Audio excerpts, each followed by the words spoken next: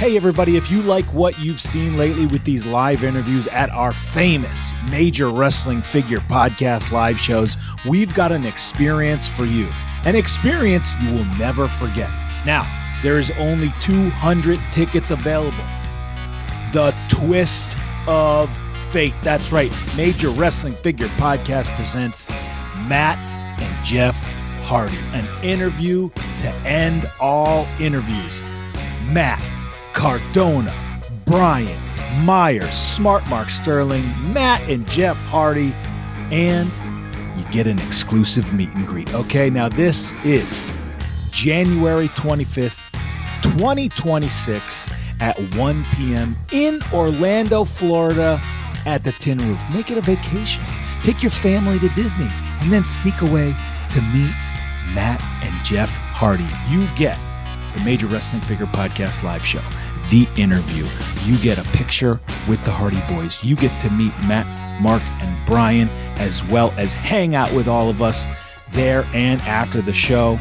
And, of course, you get an autograph from the Hardy Boys, okay?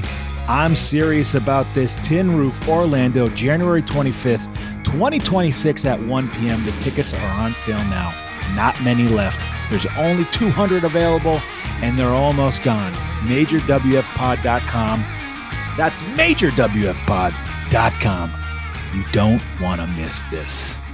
Now, entering the Titantron. It's the Major Wrestling Figure Podcast. Time to start the show. Talking things and collectibles. Here we are, let's go. Cardona fighting everything. Their minimum profit, what to say. On Mark, it's ready to the show. It's time to talk, let's go. Welcome, everyone, to the Major Wrestling Figure Podcast. I am your host, the complete Matt Cardona, a.k.a. the $1,000 Broski, a.k.a. the Michael Jordan of wrestling figure collecting, a.k.a. the newest member of the Smackdown roster. And I'm your host, the most professional wrestler, TNA star, proud member of the system, Scottie Pippen of wrestling figure collecting, Brian Myers. What's up, everybody? I'm also here, producer of the show, Smart Mark Sterling Esquire, the most famous professional wrestling lawyer. And this show is brought to you by our good friends, Ringside Collectibles. Use code MAJOR, save 10%. 10 freaking percent on something awesome like this coming up later in the show. We're going to be talking all about it. That. Is that a Mania, Cody? What event is that? I'm going to need people in the chat to help me, I'm assuming. Wait, doesn't that have the other belt? No, there's two new Codys in at Ringside Collectibles that you can use discount code MAJOR and save 10% on. So I got the other one. Yeah. And guys, so this is the last episode of the podcast, right? It's over. Yeah. It's good. Guys, it was a good run. Oh, my With God. a heavy heart. With a heavy heart. We move on with smooth sailing. I'm not leaving. Nothing changes. I'm not leaving. I'm not fucking leaving. Hey, Matt, congrats, man. Smackdown, huh, baby? Well, first, let's follow us on X, Instagram, TikTok. Yeah, we might have some new viewers here, bro. At Major WF Pod. Subscribe to this podcast wherever you get your podcasts. Leave a review, not just any review, a major review. Post it on X with the hashtag major review. If we read it on air, you will get a prize. Who won this week? Matt Kona, major review, not just any review. He says major is an understatement. I've loved wrestling and the figures that go with them since I was a kid. And when I got back into it as a hobby, I found this podcast. It's fun, entertaining, and genuinely interesting every week. And it features stars from the 3 major wrestling promotions. That's a good one. I like that. What a review. And speaking The of real giveaways, Forbidden Door. last week the giveaway was the CM Punk in the shorts, the dark match CM Punk. Find the pin post on X. Repost to be eligible. The winner is Rana Durham. Lover. Rana Loves to paid cook. for that blue check. Film buff. Gaming nerd. Wrestling lover. Love it. And the winner this week is Jesse the Body Ventura. Or not the winner. The prize this week is Jesse the Body Ventura. That's a big prize, man. The new Retro Wave 1 Ringside exclusive. Sick. All right, follow up. Anybody do anything this week? Yeah, anything happening this week? I have to sadly report that I have to watch SmackDown every week now.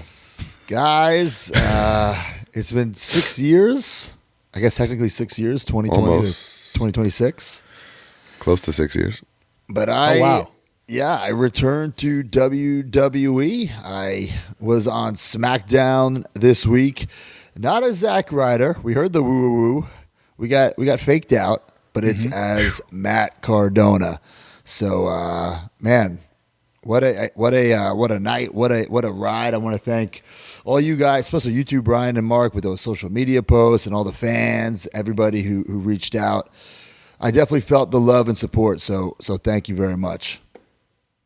Yeah, it seemed like there was a lot of people posting very nice things, but also really funny things. Did you see the story that Dark Sheik told?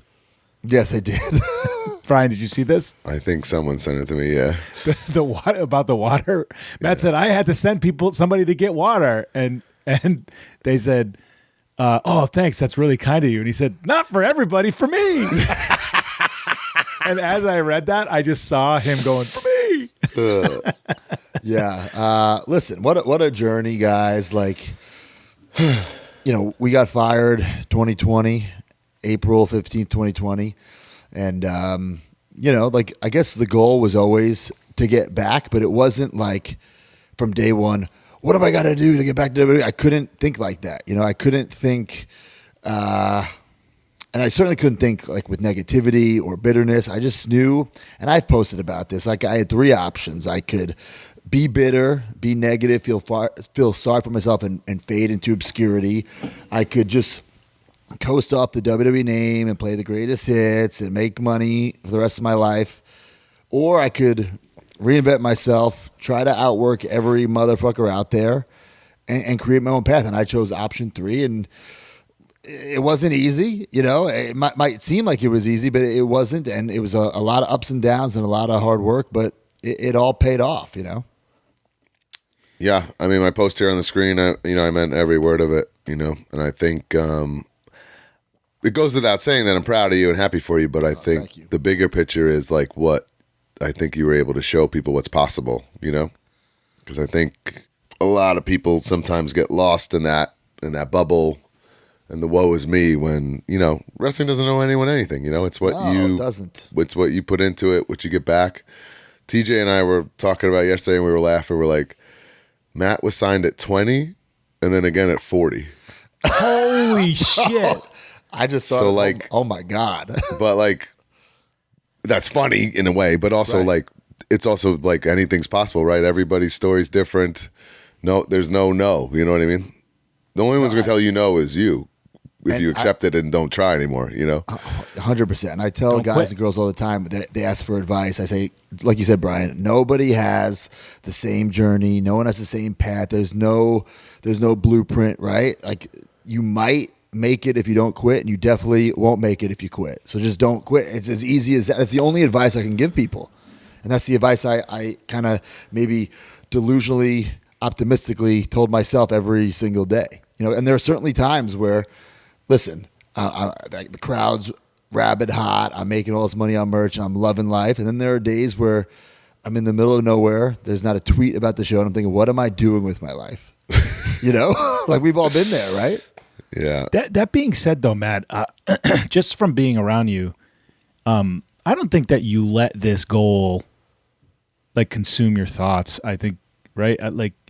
You had a great time, and you and it certainly was at the top of your mind. But I think that you would have been fine if it never happened, right? You sort of you made your businesses and you pushed on that stuff, and I don't know what would you say to that? No, I made a post about it the other day. Like these past 5 years in the Indies were the greatest time of my career so far.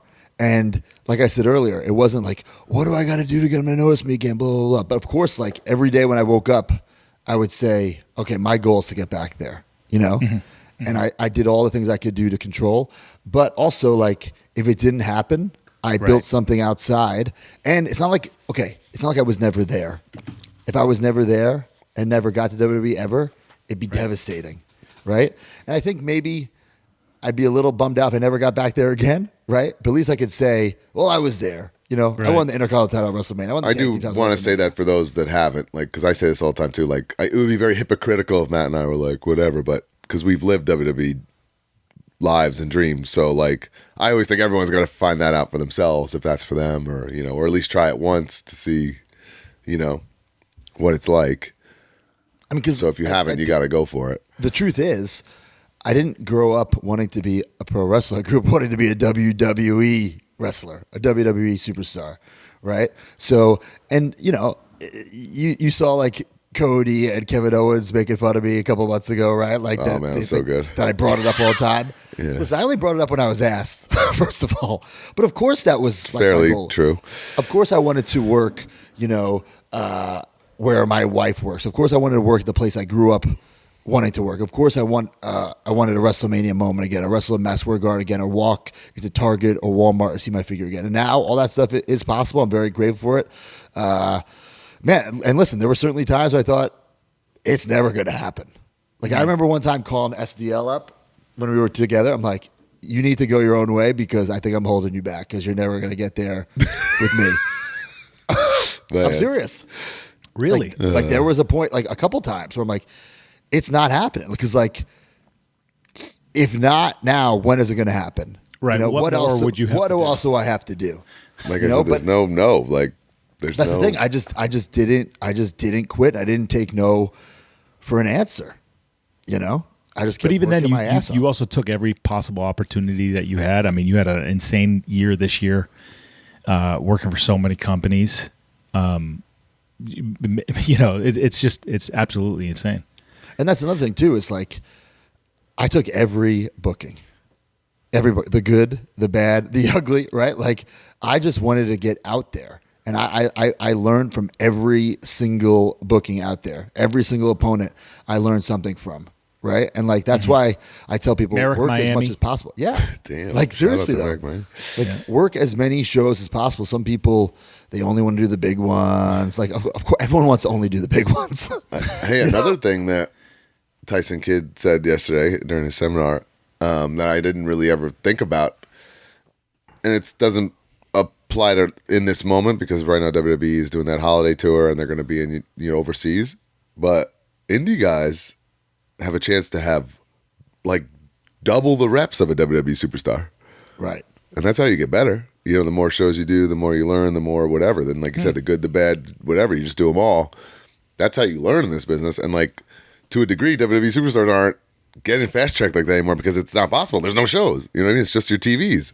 So like, indie guys have the run of it. Like you guys have like, and that's a cool perspective, I think, right?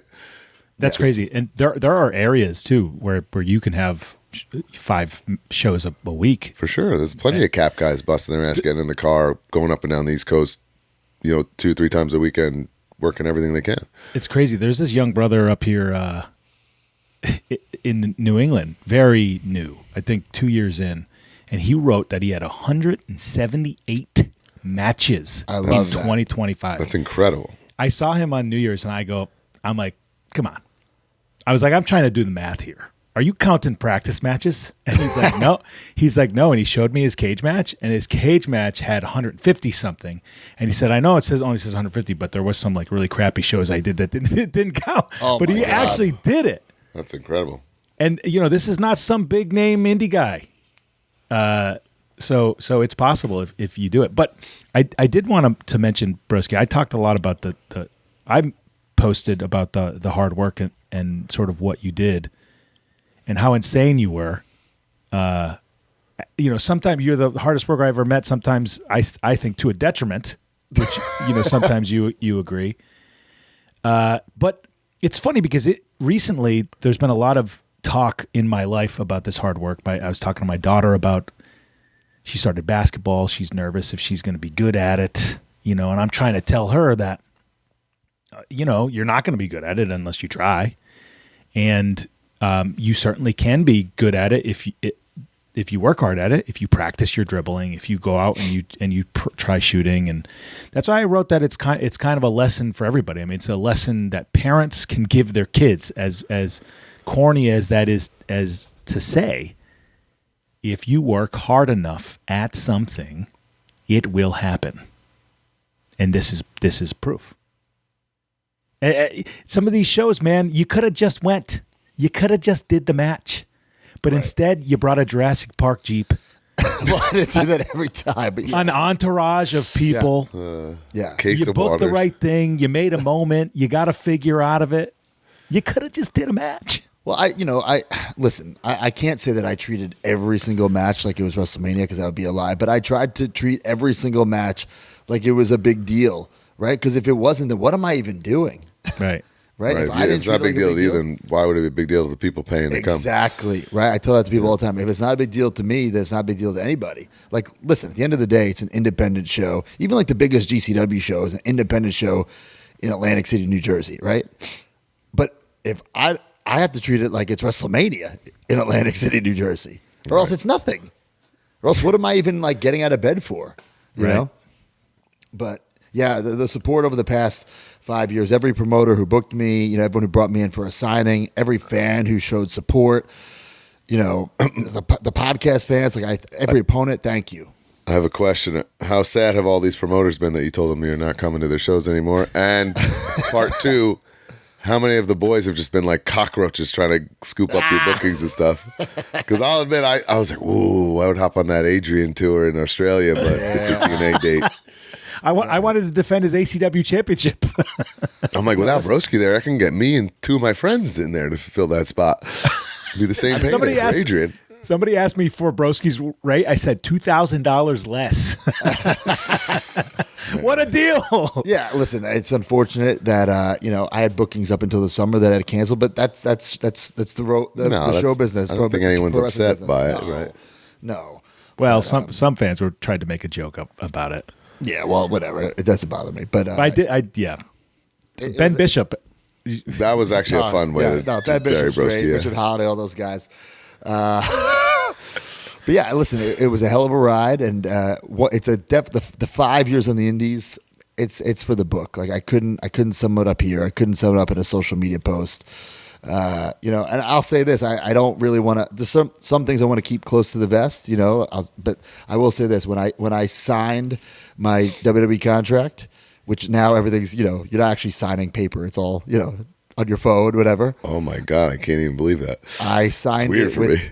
I signed it with my GCW title like on my lap, you know, because if it wasn't for GCW, then I wouldn't be the indie god. If it wasn't for the indie god, I wouldn't be back in WWE. I firmly believe that. So when I got fired, I looked at that picture of me and my dad at WrestleMania, and when I got rehired, I was holding that GCW title. So I'm very sentimental like that, you know? Good thing Mark suggested you do that match.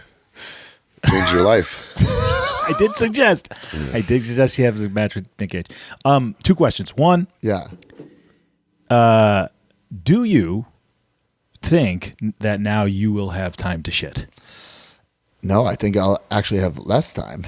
Really? Less time, yeah.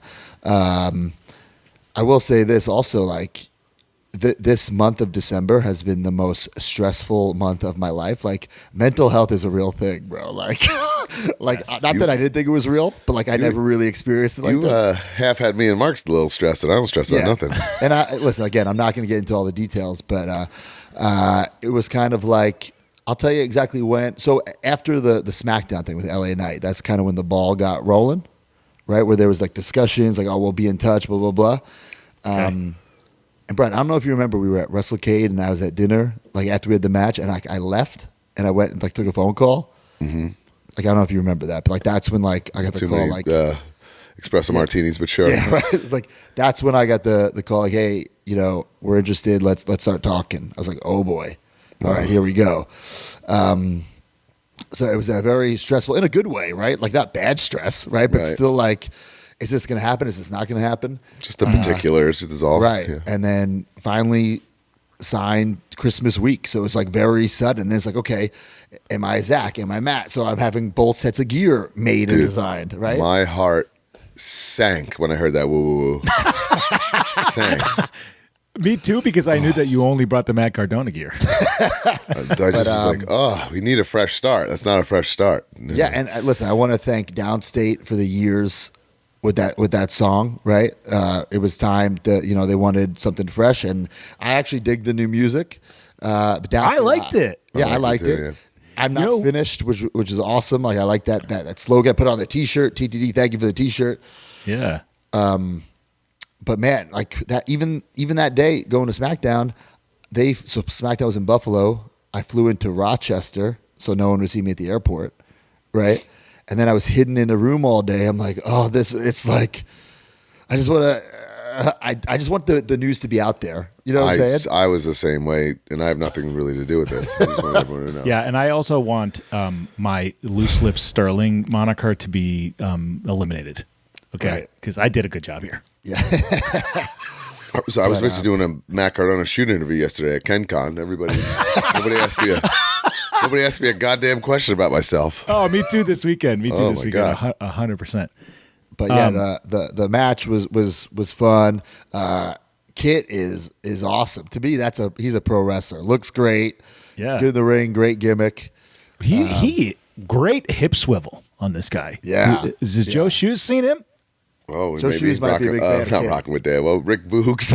I couldn't think of him. Like that Rockstar guy was his favorite. Maybe Kit's going to take his place. Well, he might be jealous because Shoes had the hip swivel championship of the world. Yeah. And Shoes is toxic, so maybe.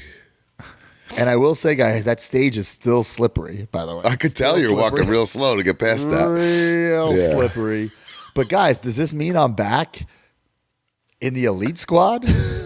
I don't understand how you couldn't be. I have to assume that you are now the leader of it. They should come crawling Oh man, are we gonna see some? and let them Zack know. Ryder TNA has legends? a partnership, so I'd be gladly there to help you guys. Yeah, There's got to be some video where you show up day one, you're the new boss, you're telling.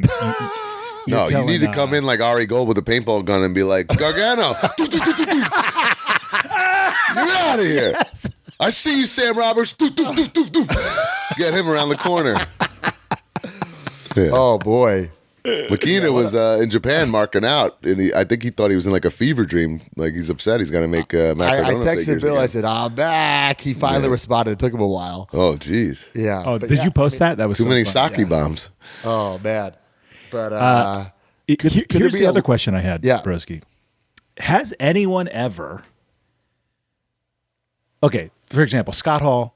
He was Razor Ramon. He went to WCW. He became Scott Hall. He came back to WWE as Scott Hall. Has anybody ever left and reinvented themselves on the indies and came back as their reinvention?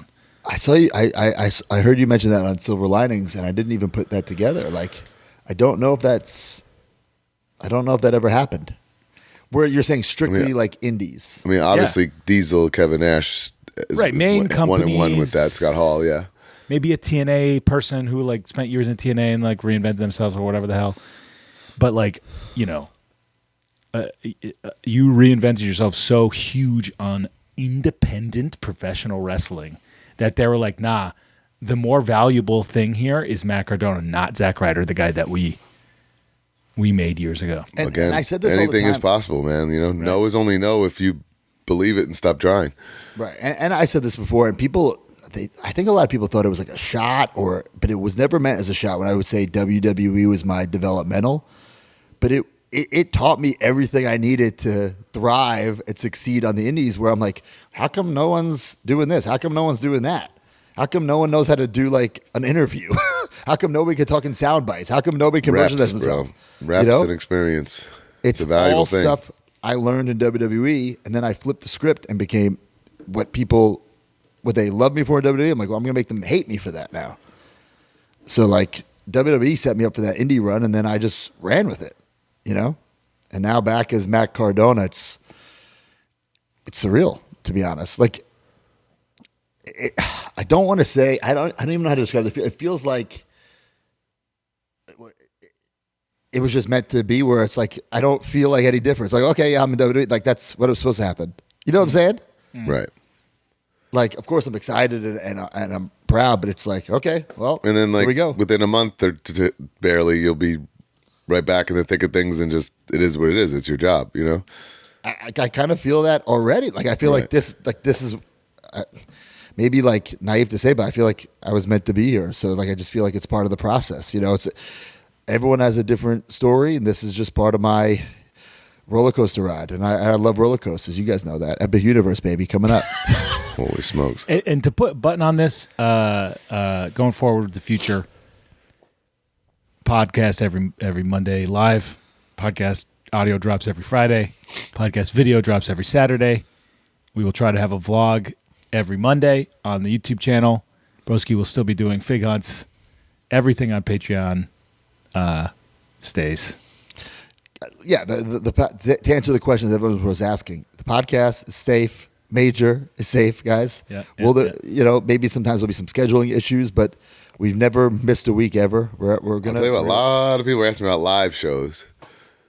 I mean, that's the only thing with scheduling, right? I literally said I think it's just a schedule permitting thing, Right. And I also said, worst case, especially in our new format, Mark and I can certainly handle a guest in an interview and a meet and greet. And then if someone named Matt Cardona comes to said location to hang out after, right, no one's going to stop that, Yeah, it's just a scheduling thing. And someone just, E. Cruises wrote this, I got to say it because I know it's Brian's favorite quote of mine, is that this whole journey was never about proving people wrong. It's about proving myself and my fans right. That's a Joe Shoes favorite. Joe Shoes is what it really. I mean, I was hearing it, and then he said, "I'm like, yeah, bro, I've heard that one a lot." Well, see, that's something I learned in WWE is how you talk in sound bites. You know what I'm saying? Like that clip a couple months ago was going around of Regal doing Umanga, and it was like 90 seconds worth. You could probably get like a good on like Van Vliet and everything. Ariel Helwani, it would be like the same. If someone could cut that together, I would love the it. haters. Wrong. Prove myself. Right. I also want somebody to cut together a highlight video of all the times that Babyface chanted chicken to you. Just like a whole, good. And then you go, check it. I'm wondering how you're going to wrestle without the internet title and hold people up and they duck and you hit the wrong guy with the belt. That's that'll happen. I'm assuming. Not that I've retired. I'm still the internet champion, but it came out of my gear bag, And it's going to have a permanent place in the new toy room office with the old internet title. Just I would say, but the old internet title might be new again. Maybe Mattel makes the new internet title with my new figure. Who knows? Yeah. Ooh. I don't know. But guys, thank you so much for the support. I'm back, Jack. Oh, look at Chelsea. Oh, Chelsea Green. I'll tell you what. She is not happy. I don't know if we're going to ride together, guys. Like, man. Honestly, for your marriage, I don't think you should. That's too much time together. I'm honestly, I don't know if we're going to ride together or travel together. Like I said, I'm literally suggesting you don't because I feel like that's too much time together. So, like, for instance, like I flew into Rochester, not Buffalo. So by the time I got to the hotel room, it was like a little after 1 o'clock, and I had to wake her up because I needed to get tanned because I couldn't get a tan because the day before was New Year's Day. Tanning salon closed, barbershop closed. So she had to tan my back like 1 a.m. She didn't like that. Yeah. And then after SmackDown, I'm celebrating. Cody invites me on the bus for a cocktail. Chelsea bang on the let's go. I had to chug the old fashioned. Holy smokes. Couldn't even enjoy coming back to SmackDown.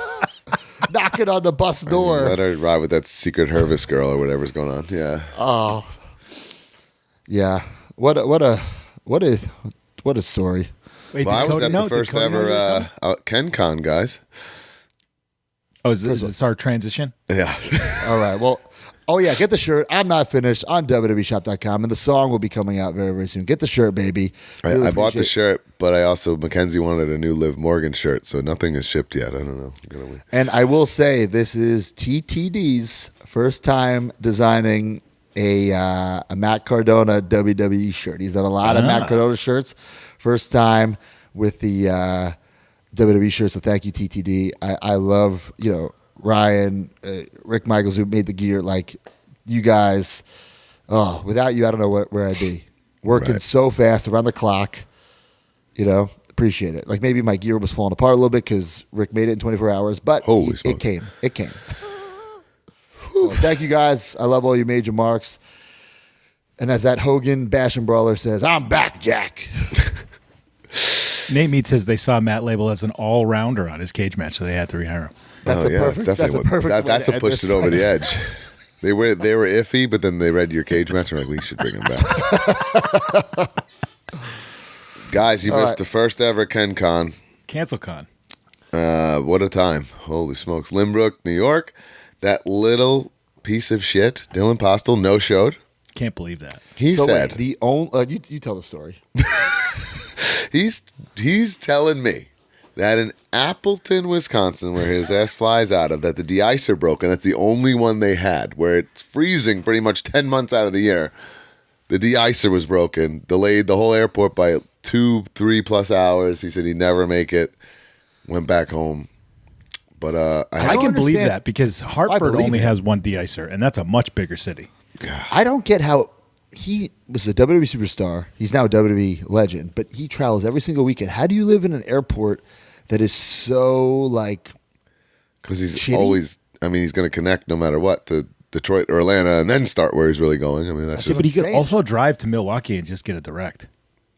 that's 90 minutes. So I know that for sure. 'cause 90. I've done I it. do that every week. I'm just saying, it's not like fun.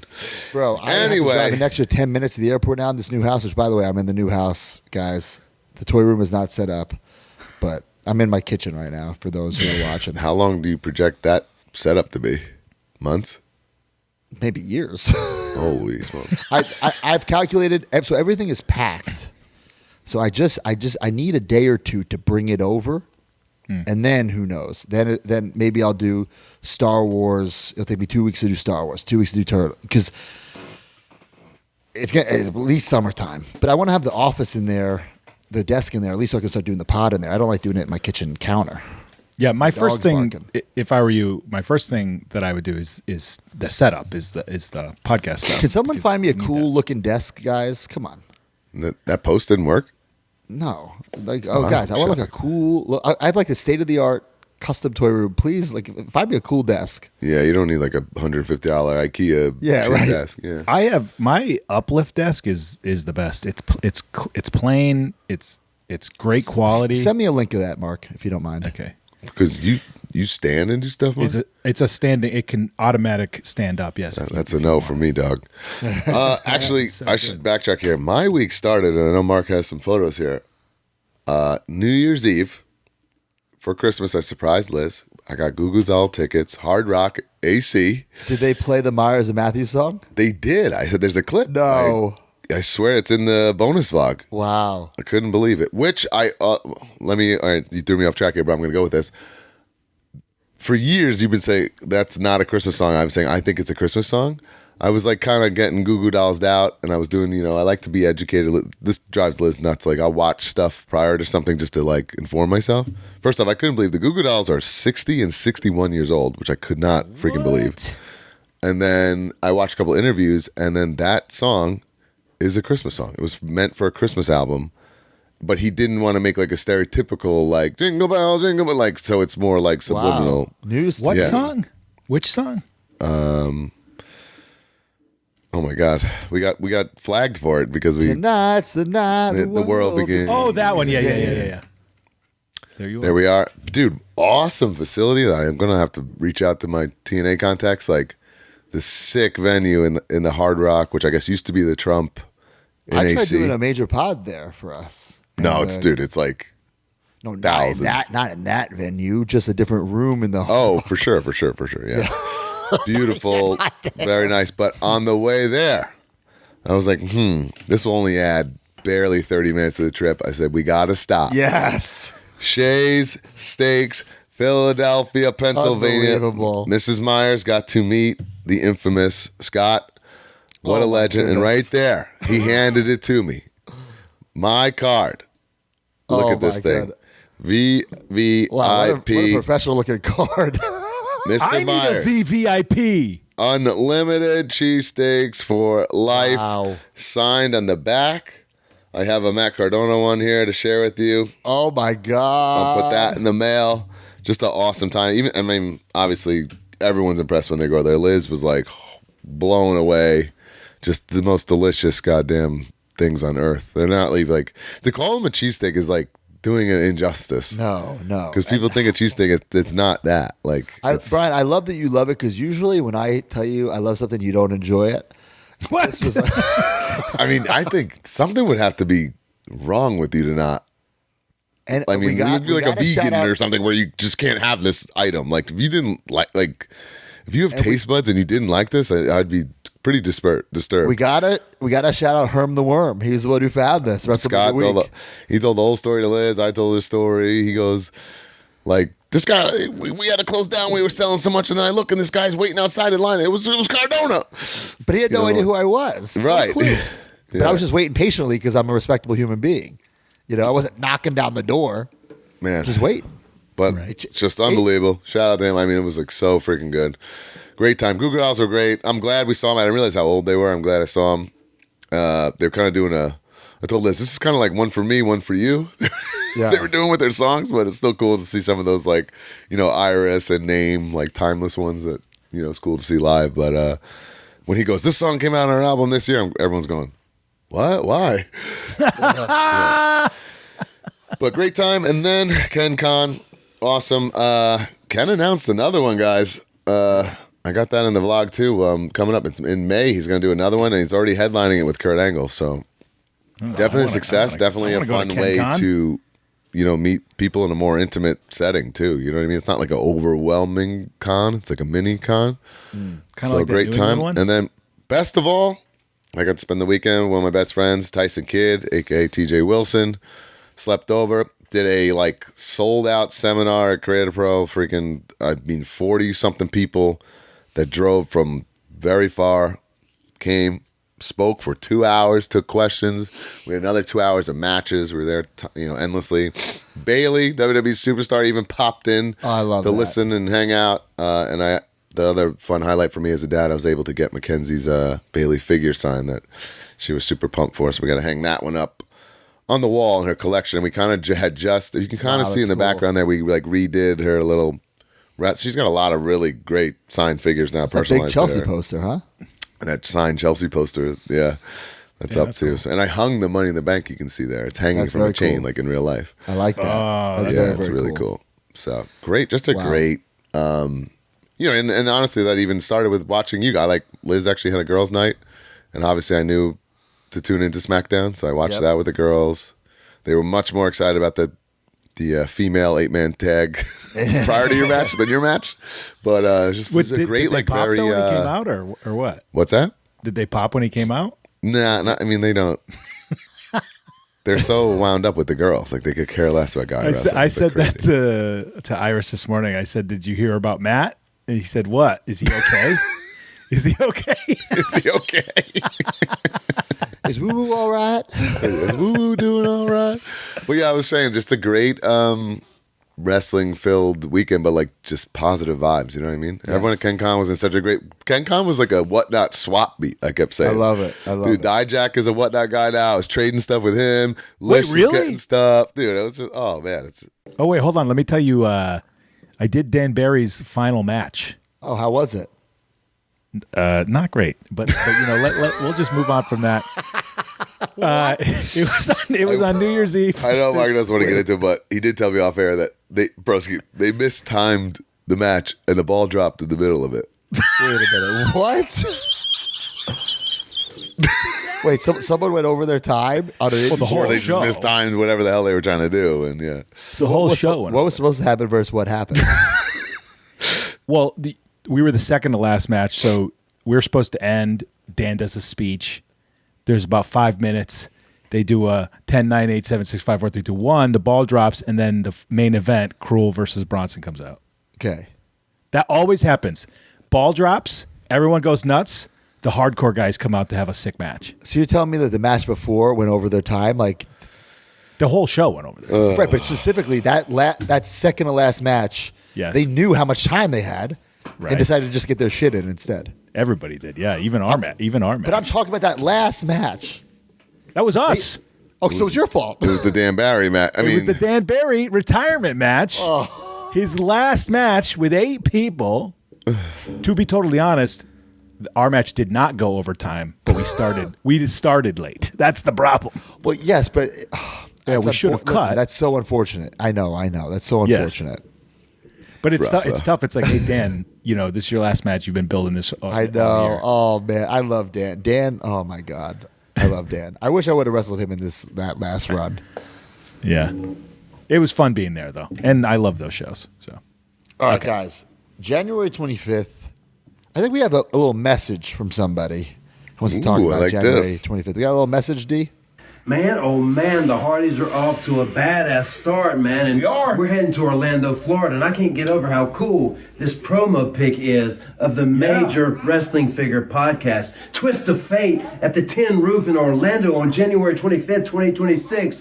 Check that out. That's right. The Hardy Boys are going to be the very special guest of the Major Wrestling Figures podcast on January the 25th. It's a Sunday. It's at 1 p.m. It's going to be at the Tin Roof in Orlando, Florida. And we love Florida. We love Orlando. And we love all our die-hardies. And we hope to see you all there. We're going to be doing a very special meet, greet, and delete on that Sunday. And hey, it's the Sabbath. Come out and check out the goats. We will see you January 25th at the Tin Roof in Orlando. I didn't realize Matt was so religious. Guys, they are the best. We're a couple weeks away, January 25th. Let's go, guys. The live show with the Hardy Boys, the meet and greet with the Hardy Boys, professional photo op with the Hardy Boys, and, of course, the Major Rager afterwards. It's going to be wild. What a exciting thing, man. Holy smokes. Tickets are ticking upwards. We're obviously hoping for a sellout. We're in that direction.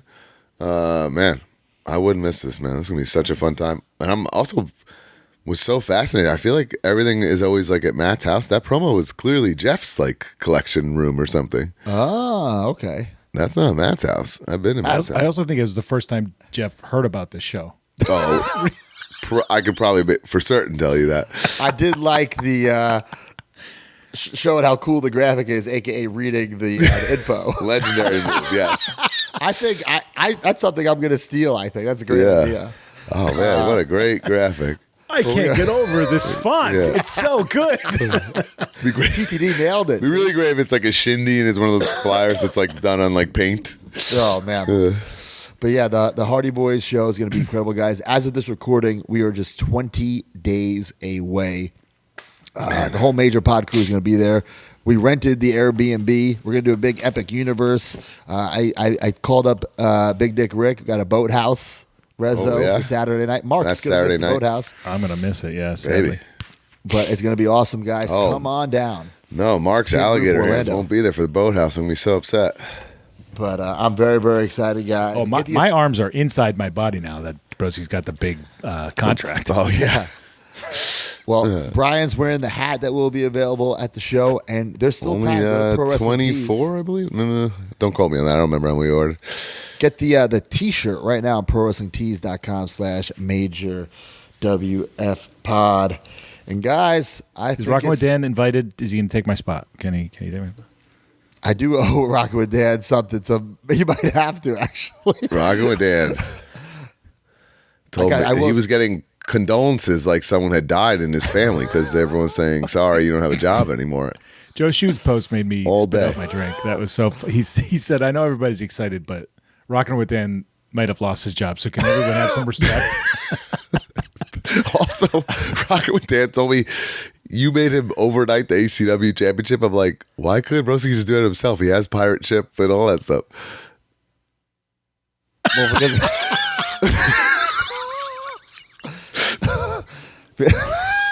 he was picking up my product anyway. No, and the real reason is because pirate ship, UPS won't pick up from my house. So you didn't want to drop it off is what it was. Yeah. Got it. Okay.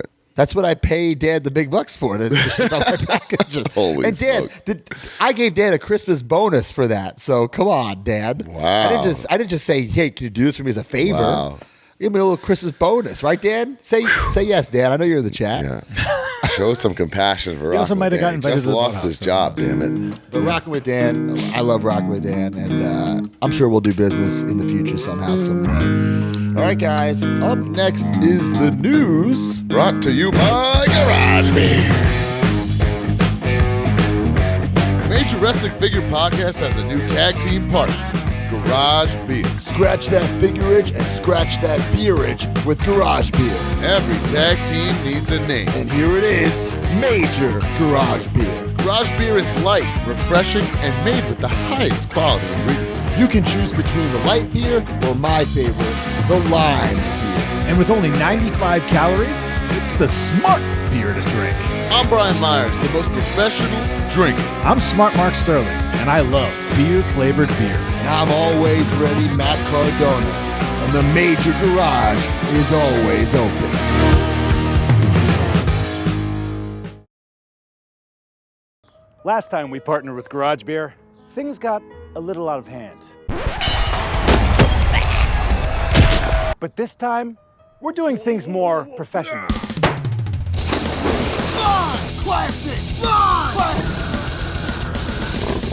More class. Guys, why can't we enjoy both? More polished. Good idea. It's a crisp, refreshing partnership. Built on integrity and teamwork.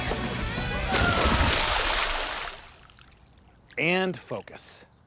Let's go! Let's party! Oh, baby. Broski missed out because we don't let him come on anymore. It's Boozing with the Toys. We got to pick a date for that, actually. We do have to schedule a new one for this January. It was a super fun time. I think that was rolling, the key drinking to our it. garage beer, guys. Having a great time. Yeah, that we scheduled the That was day. another real highlight for me. A lot of, I know what you guys did. You had to get Broski off boozing because he's back in WWE. I said, no, we fired him way before that because he's no fun.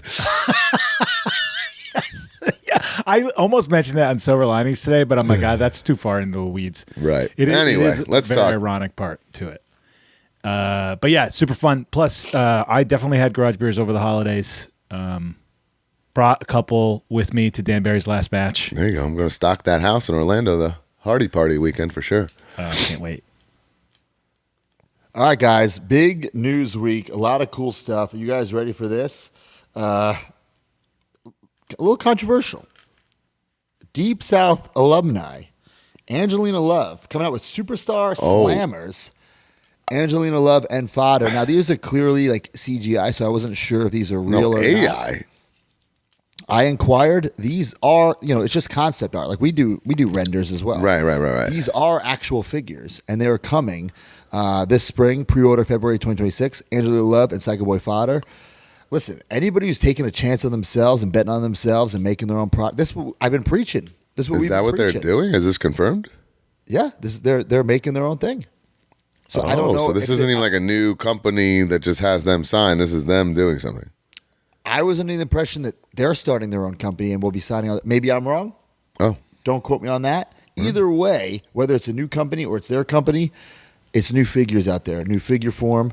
Interesting, Looks kind of cool. retro-esque. looks I like thought it was, Hasbro-y. yeah. Yes. Well, Actually, it looks more zombie. listen, I'm excited to see it, and I like people who take a chance on themselves. Of course. That So packaging is perfect. Is purposely retro. If you see, But it's cool. more like a rectangle as opposed to like a square. So that's why I didn't think it was Hasbro-esque. But either way, even if Still the cool, figure is and Hasbro-esque, it looks different. It looks And it will look good signed. I Right. can tell. Yeah. so from that. I can't say anything negative about it. So we'll Sweet. see. Time what will tell happens. on something like this. Time- This is just so early. You can't even. Yeah, exactly. It's too early. I'd also suggested some kind of J hook or something. Yes. Good If I- call on that. If anyone hasn't caught that. Title Run Toys showing off Nikita Koloff. This is a 1 of 300. This is gonna fly, I think. Wow. Okay.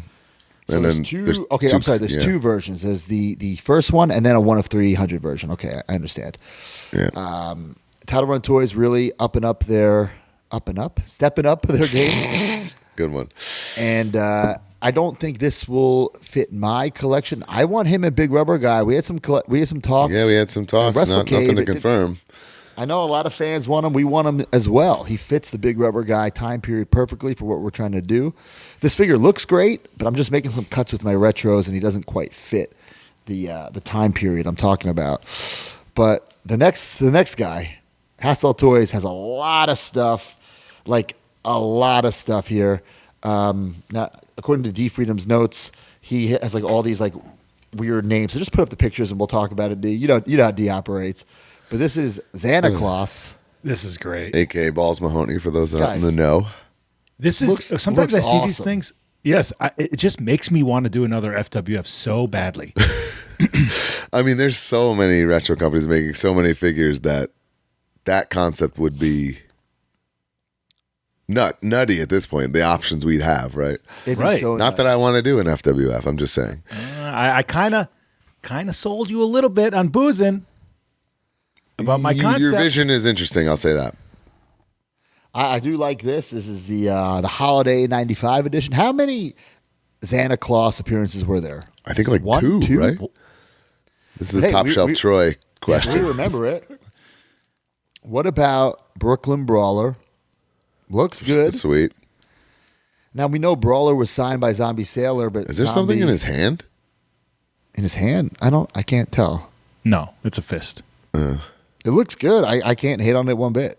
I think it looks good. Yeah, it's one fun. I'll add to my collection for sure. Yeah, and he fits. I love it.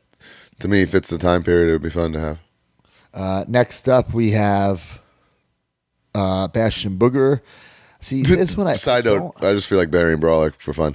Do you know Brawler? I heard from a couple people this weekend. He tells people he's the best-selling big rubber guy of all time.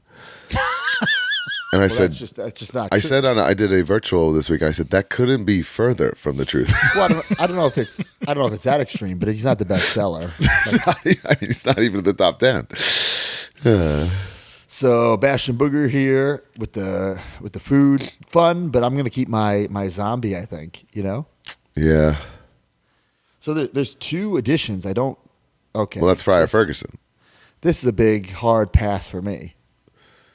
I don't even know who that is. It's was the gimmick before they pivoted and made him Bastion Booger. I didn't even know that was a Yeah, thing. and it only again like Santa Claus style, 2 or 3 appearanres. But it's a Damn, deep cut. But there's a market for the deep cuts. Right, of course. This is actually the one I would want, and the other one I would keep the zombie. But Yeah, I don't even know what this is, but I'm certainly going to look it up now, and I would also add this to my collection just for the weirdness of it. yeah, This is 100% skip for me. This next one though, tell us how you really feel. Kyle Peterson's cousin, Daryl Peterson. Oh shit! It looks good. I think this is a fun one. It's fun, And again, another guy. Man, this guy did not have a lot of matches. but just I don't want to use the word iconic, but if you were a fan during this dark time, I actually you don't know remember who this is Man either. Mountain Rock. It Man stinks. Mountain Rock. Oh, okay. It stinks that he can't do the guitar, and I'm actually shocked Mitch didn't just do it because he's Mitch. Yeah, But the guitar was like everything. I know. Yeah, the What real about- guitar, not that fictional guitar that the figure's holding. Yeah. What about Tom Brandy? I think Tom Oh, I Brandy love looks this one's good. a must for me. A Yeah, must this for is me. perfect. Yeah, Tom Brandy to me, I could have got an early Bone Cruncher, or it wasn't a big enough star, but like to me, it's kind of that time period. He was- You know? Oh, you mean Sal Sincere? I think Yeah. nah, because all those right guys here? come like summer '96, and that's Series 1. Yeah, I guess you're So right. then it just wouldn't have never happened. That's fun though. The man that ruined the Blitzkrieg Pro Rumble in 2019 because he didn't give a fuck about what anybody else was doing and just walked in and did whatever the fuck Hey, he Tom wanted. Brandy will Jesus. probably still works 3 days a week. You don't know where the Sometimes it's shows are, and they Patriots. barely have flyers, but he's working. This one is so cool. It's the Ahmed Johnson. It's just like, to me, I don't need this because like this in my mind is like a Bone Cruncher era. Same. It's a added value, fun thing, but Yeah. Oh, think I it's- need this. It's a You it's a kidding passer. me? It's a passer for me. I love it. And Very to be, very cool I'm though. gonna get Let that me for just say Colt it's very Cabana cool. because he was in the crowd. this is a weird thing. I think I might like this better than the zombie. It looks good. No, I'm not saying the figure it doesn't look good. The figure looks good. It's unbelievable. Yeah. Very. Is that even? That's got to be so fake. Like I don't even think that photo exists. It could be him like walking to the ring, like a screenshot. I'm saying, but I don't think there is a photo of him wearing the pads, right? Well, that's what I'm saying. I think it's just like a screen grab of an entrance. I don't even think it's that. That just looks like straight. shaking his head like, yeah, kind of. It's like AI. He's probably making fun of the Photoshop illegality of it. All right, now we got 4 Sergeant. You know, Paul's loving this deal. 4 Sergeant Slaughters. We have Sergeant Slaughter. Paul's loving this. Oh, sorry. First we have Boss Mahoney. Unbelievable. Here we go. Cool. I don't think I'm gonna get it. What? Why? I don't, because I'm making some cuts to my retros. I don't know if It's ECW Paul's guys. freaking Mahoney. Yeah, but he has no WWF ties. Like at this time, it doesn't really. If that's the way you're collecting, it doesn't make sense. But yeah. Yeah. Are you gonna get a Brian for ECW? I think I kind of just because he's an ECW guy and he doesn't have a lot of stuff. Right. Yeah, it's unbelievable. Sergeant Slaughter, General Adnot from Spring '91. That's so fun. I mean, these are very, very cool. There are so many sergeants coming. I gotta pick and choose, so I don't know which one I'm gonna get. Oh, a Is it 2-pack ski too. I didn't realize that. Sergeant Adnod. There's also the Sergeant Slaughter Fall '90 edition. I'm gonna pass on that. You know, like That's cool too, though. it's cool though. Yeah. I can't hate it. And then there's the Sarge and Adnod Winter '90 edition. Maybe I do that and not the other 2-pack. I don't need 2 2-packs. Tell you that. Yeah, I think I'm feeling you on that too. Maybe this is the one I go with. Oh, I need them all. And then the Sergeant Slaughter Throwback edition. That's 80s, like G.I. Joe-esque Sarge. Yeah. That's cool. Oh God. Cool. That's his best, like, aesthetically, that's his best packaging in a long time, though. 100%. It makes the G not as bad. Yeah. It does. Wow, that looks great. Refresh my memory. I'm assuming what this do is we coming have? from, he was, like, on Instagram. I tried to watch this when I got home, like, late from, like, Gen Con, and it's just, like, he was just rambling and never showed one thing, and I tapped. It was That's what I always do. That's why D works for us and gets all these images. You got to give D a bonus loves for it. sitting through all this to get the actual information. It's appointment viewing for D. He Yeah, sees it is. it D's scheduled. like- He cannot wait. It's Like, like the we way you watched- guys get excited for Stranger Things. I was D just gets gonna excited say. for Mitch. Exactly. Mitch live. Me and Mark are craving Stranger Things. D Freedom's craving this. Yeah. And he's on the Grapplers and Gimmicks Reddit talking about how bad it was. He's deep in the weeds. What refresh my memory? What do we have for retros for Slaughter right now? Out. Just the Nothing. Hasbro. Because he Just did. the Hasbro. The whole time we were just showing these, I'm like, wow, Mitch really pulled a fast one on Zombie here. I don't think he pulled a fast one. I think like Or whatever, like, beat him to it, however you want to look well, at he beat it. him to it. That's for sure. Zombie has a Sergeant Slaughter coming out. No, Oh, okay. no. Showed off his Regium. We have Raven. To me, this looks horrible. I don't Right. know, It just man. You needs got to more. assume there's some sort of soft good jacket or It something. needs more love. The jeans need, like, the wash that, like, the Goblins had. And You know, maybe that's it just will. blue. Maybe it will get there. Yeah, and with a leather jacket and maybe some highlights in the hair, that improves it big. And believe it or not, he showed us this in person that has a logo on the shirt. I'm like, dude, you got to do something different than that, or pick something different. It's so Also, tiny. Al Snow. The face looks good. I don't dig these. To The me, they don't straps are seem. the straps are too thick. On that. They don't seem premium to me. But we'll see. Maybe these are just protos. I'm not sure. The straps are too thick on that singlet top, and the bikers are too long. Right. But just keep in mind, holding the Godwins in our hands, they were great. Right. So Godwins were I'm just impressive, visually critiquing what I'm seeing. You know, I know it's not a finished product. Ahmed Johnson. Hell This one yeah. looks good. Okay. I like this. That looks awesome, actually. I That can't, face looks awesome. I can't hate on this one bit. And then the Rougeau brothers, Jacques and Ray. They look Just fine. fine. Yeah.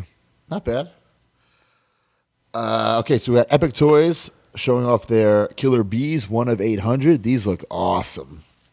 Wow. So cool. The package looks awesome with that lightning bolt. But these are more. They already did bees. These are more bees.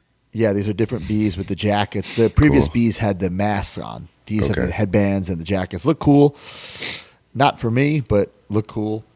And then a Series 5 Ronnie Garvin, which might be for me. I might dabble with this Ronnie Garvin. I mean, Oh, I yeah, love he's that. right there. He's right there. Did they just You show can the have back him knee? stomp out your Mark Sterling heels and faces. So that's pretty cool. Yeah. Deep cut. People I've worked with shelf. Yeah. Zombie Sailor Toys showed off his Chris Candido. I had this in my hands at KenCon, guys. Very Holy exciting. smokes. I love this. And listen, I know it's just a painted on singlet, but that's what Hasbro. That's what Hasbro would have done anyway. It's sweet. I'm down. And actually, he doesn't have the triple threat hand. So if you think about it, it's different. He switched the hand out. Yeah, because the other one had the the triple threat sign. Yep. Foco Collectibles showed off some really cool things. The DX Tank Invasion. This is fun. Wow. All 5 on there, too.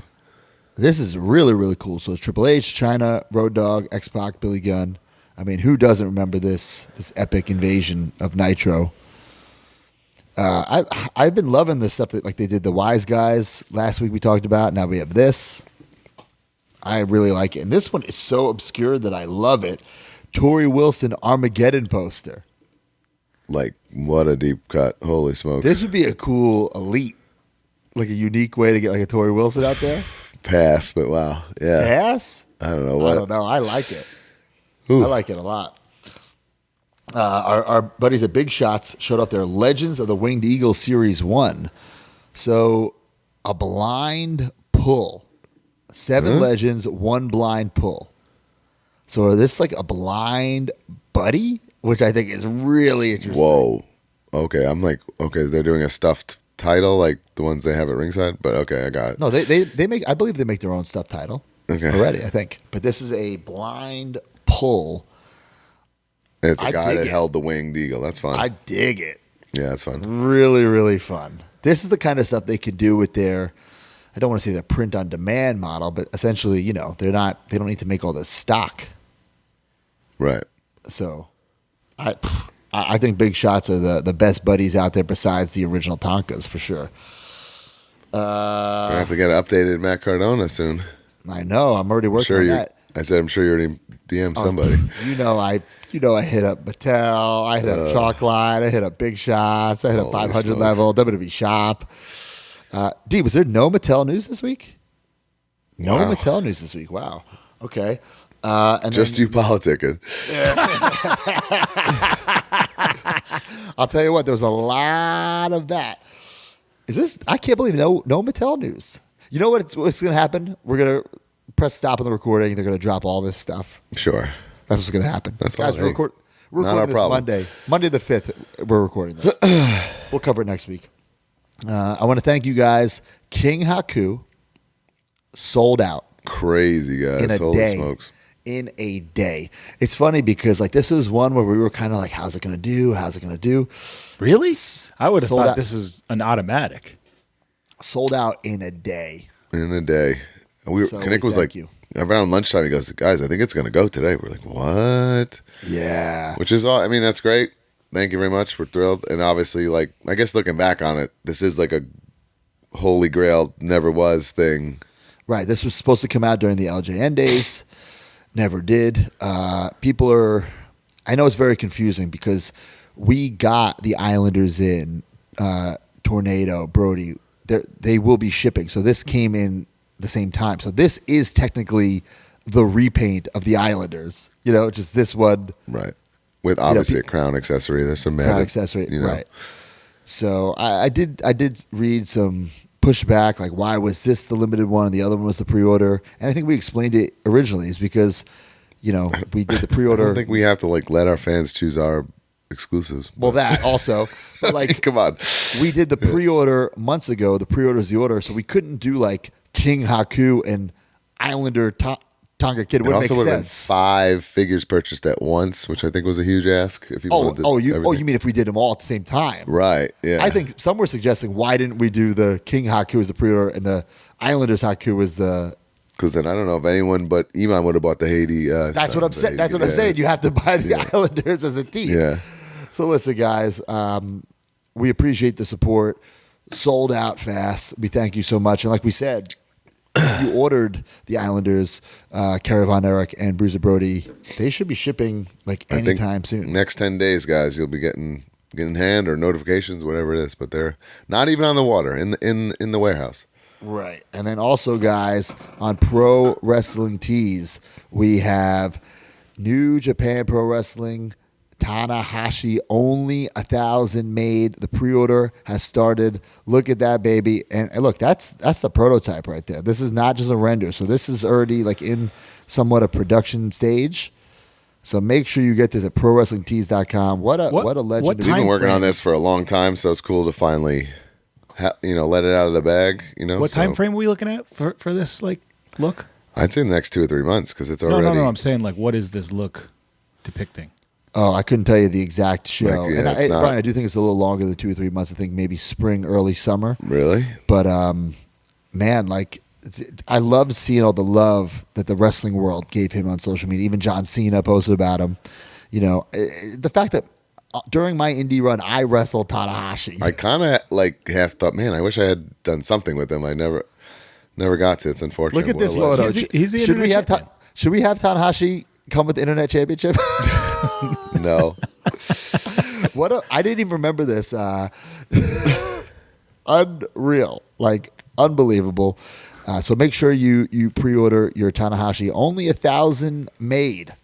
And speaking of Tanahashi, he's having a hell of a weekend, a retirement weekend, and he kicked things off with a bang here. What a shock drop from Ringside Collectibles and Jazzwares, the Ace, Forever Ace, Ringside exclusive. I feel like John was frothing at the mouth on this. I'm sure John is very excited, being the Japanese wrestling fan that he is. This is a super cool exclusive to have. The hair up is up for pre-order such a great take right now. RingsideCollectibles.com.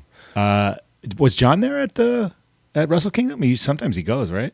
I don't think so. I know Bill McKenna was, but no, I don't think John went this year. Yeah, it's so great. That, like I said, the hair up, I think makes it. Yeah, super fun to have the options. And up next is some Ringside news. New for pre-order from Ringside Collectibles. We just talked about the Hiroshi Tanahashi Forever Ace New Japan Ringside exclusive.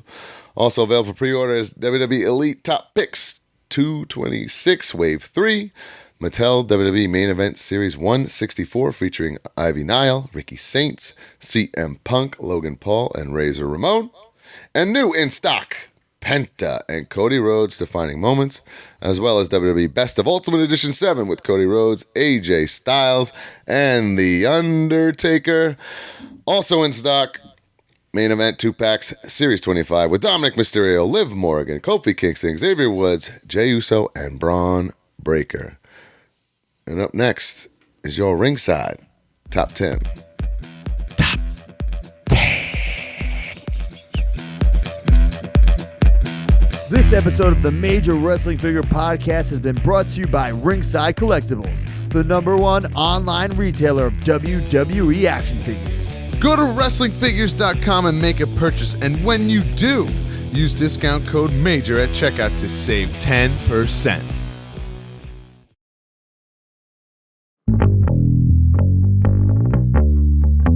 It's the Ringside Top 10. You just got 20 things and your wife is mad again. Ringside Top 10. They got big brothers, guys, and majors you can bet. Ringside Top 10. For over 30 years, John's proved this ain't a trend. Ringside Top 10. Make sure you use code MAJOR for the discount at the end.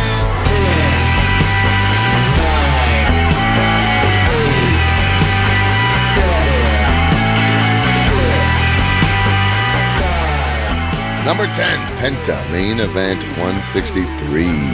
Number 9, The Great Khali, Elite 123.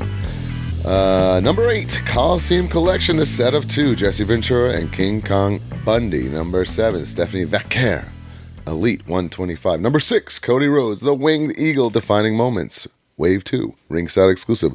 Number 5, say his name and he appears. It's Joe Hendry, I Believe Edition, unsanctioned TNA exclusive. Number 4, Penta debut WWE 2026 Defining Moments, Wave 2, Ringside exclusive. Number 3, John Cena, Elite Top Picks 226 Wave 3. Number 2, Cody Rhodes, Best of Ultimate Edition 7. And your number 1 pick for the Ringside Top 10 this week, He's here. He's the forever ace. Hiroshi Tanahashi, New Japan Wrestling, Jazzwares Ringside exclusive. Wow, it's a big start. Hell Go yeah. get it. Oh, Kylo. Sorry, pal. Running Whoa. from Kylo. Boy, don't let him eat the wires, bro.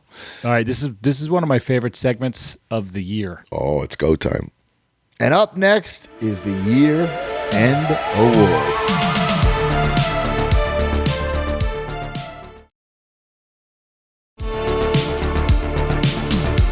All right, ladies and gentlemen, it is time for the Major Wrestling Figure Podcast year-end awards for the year of 2025. Let's bring in D Freedom, so he's going to steer the ship.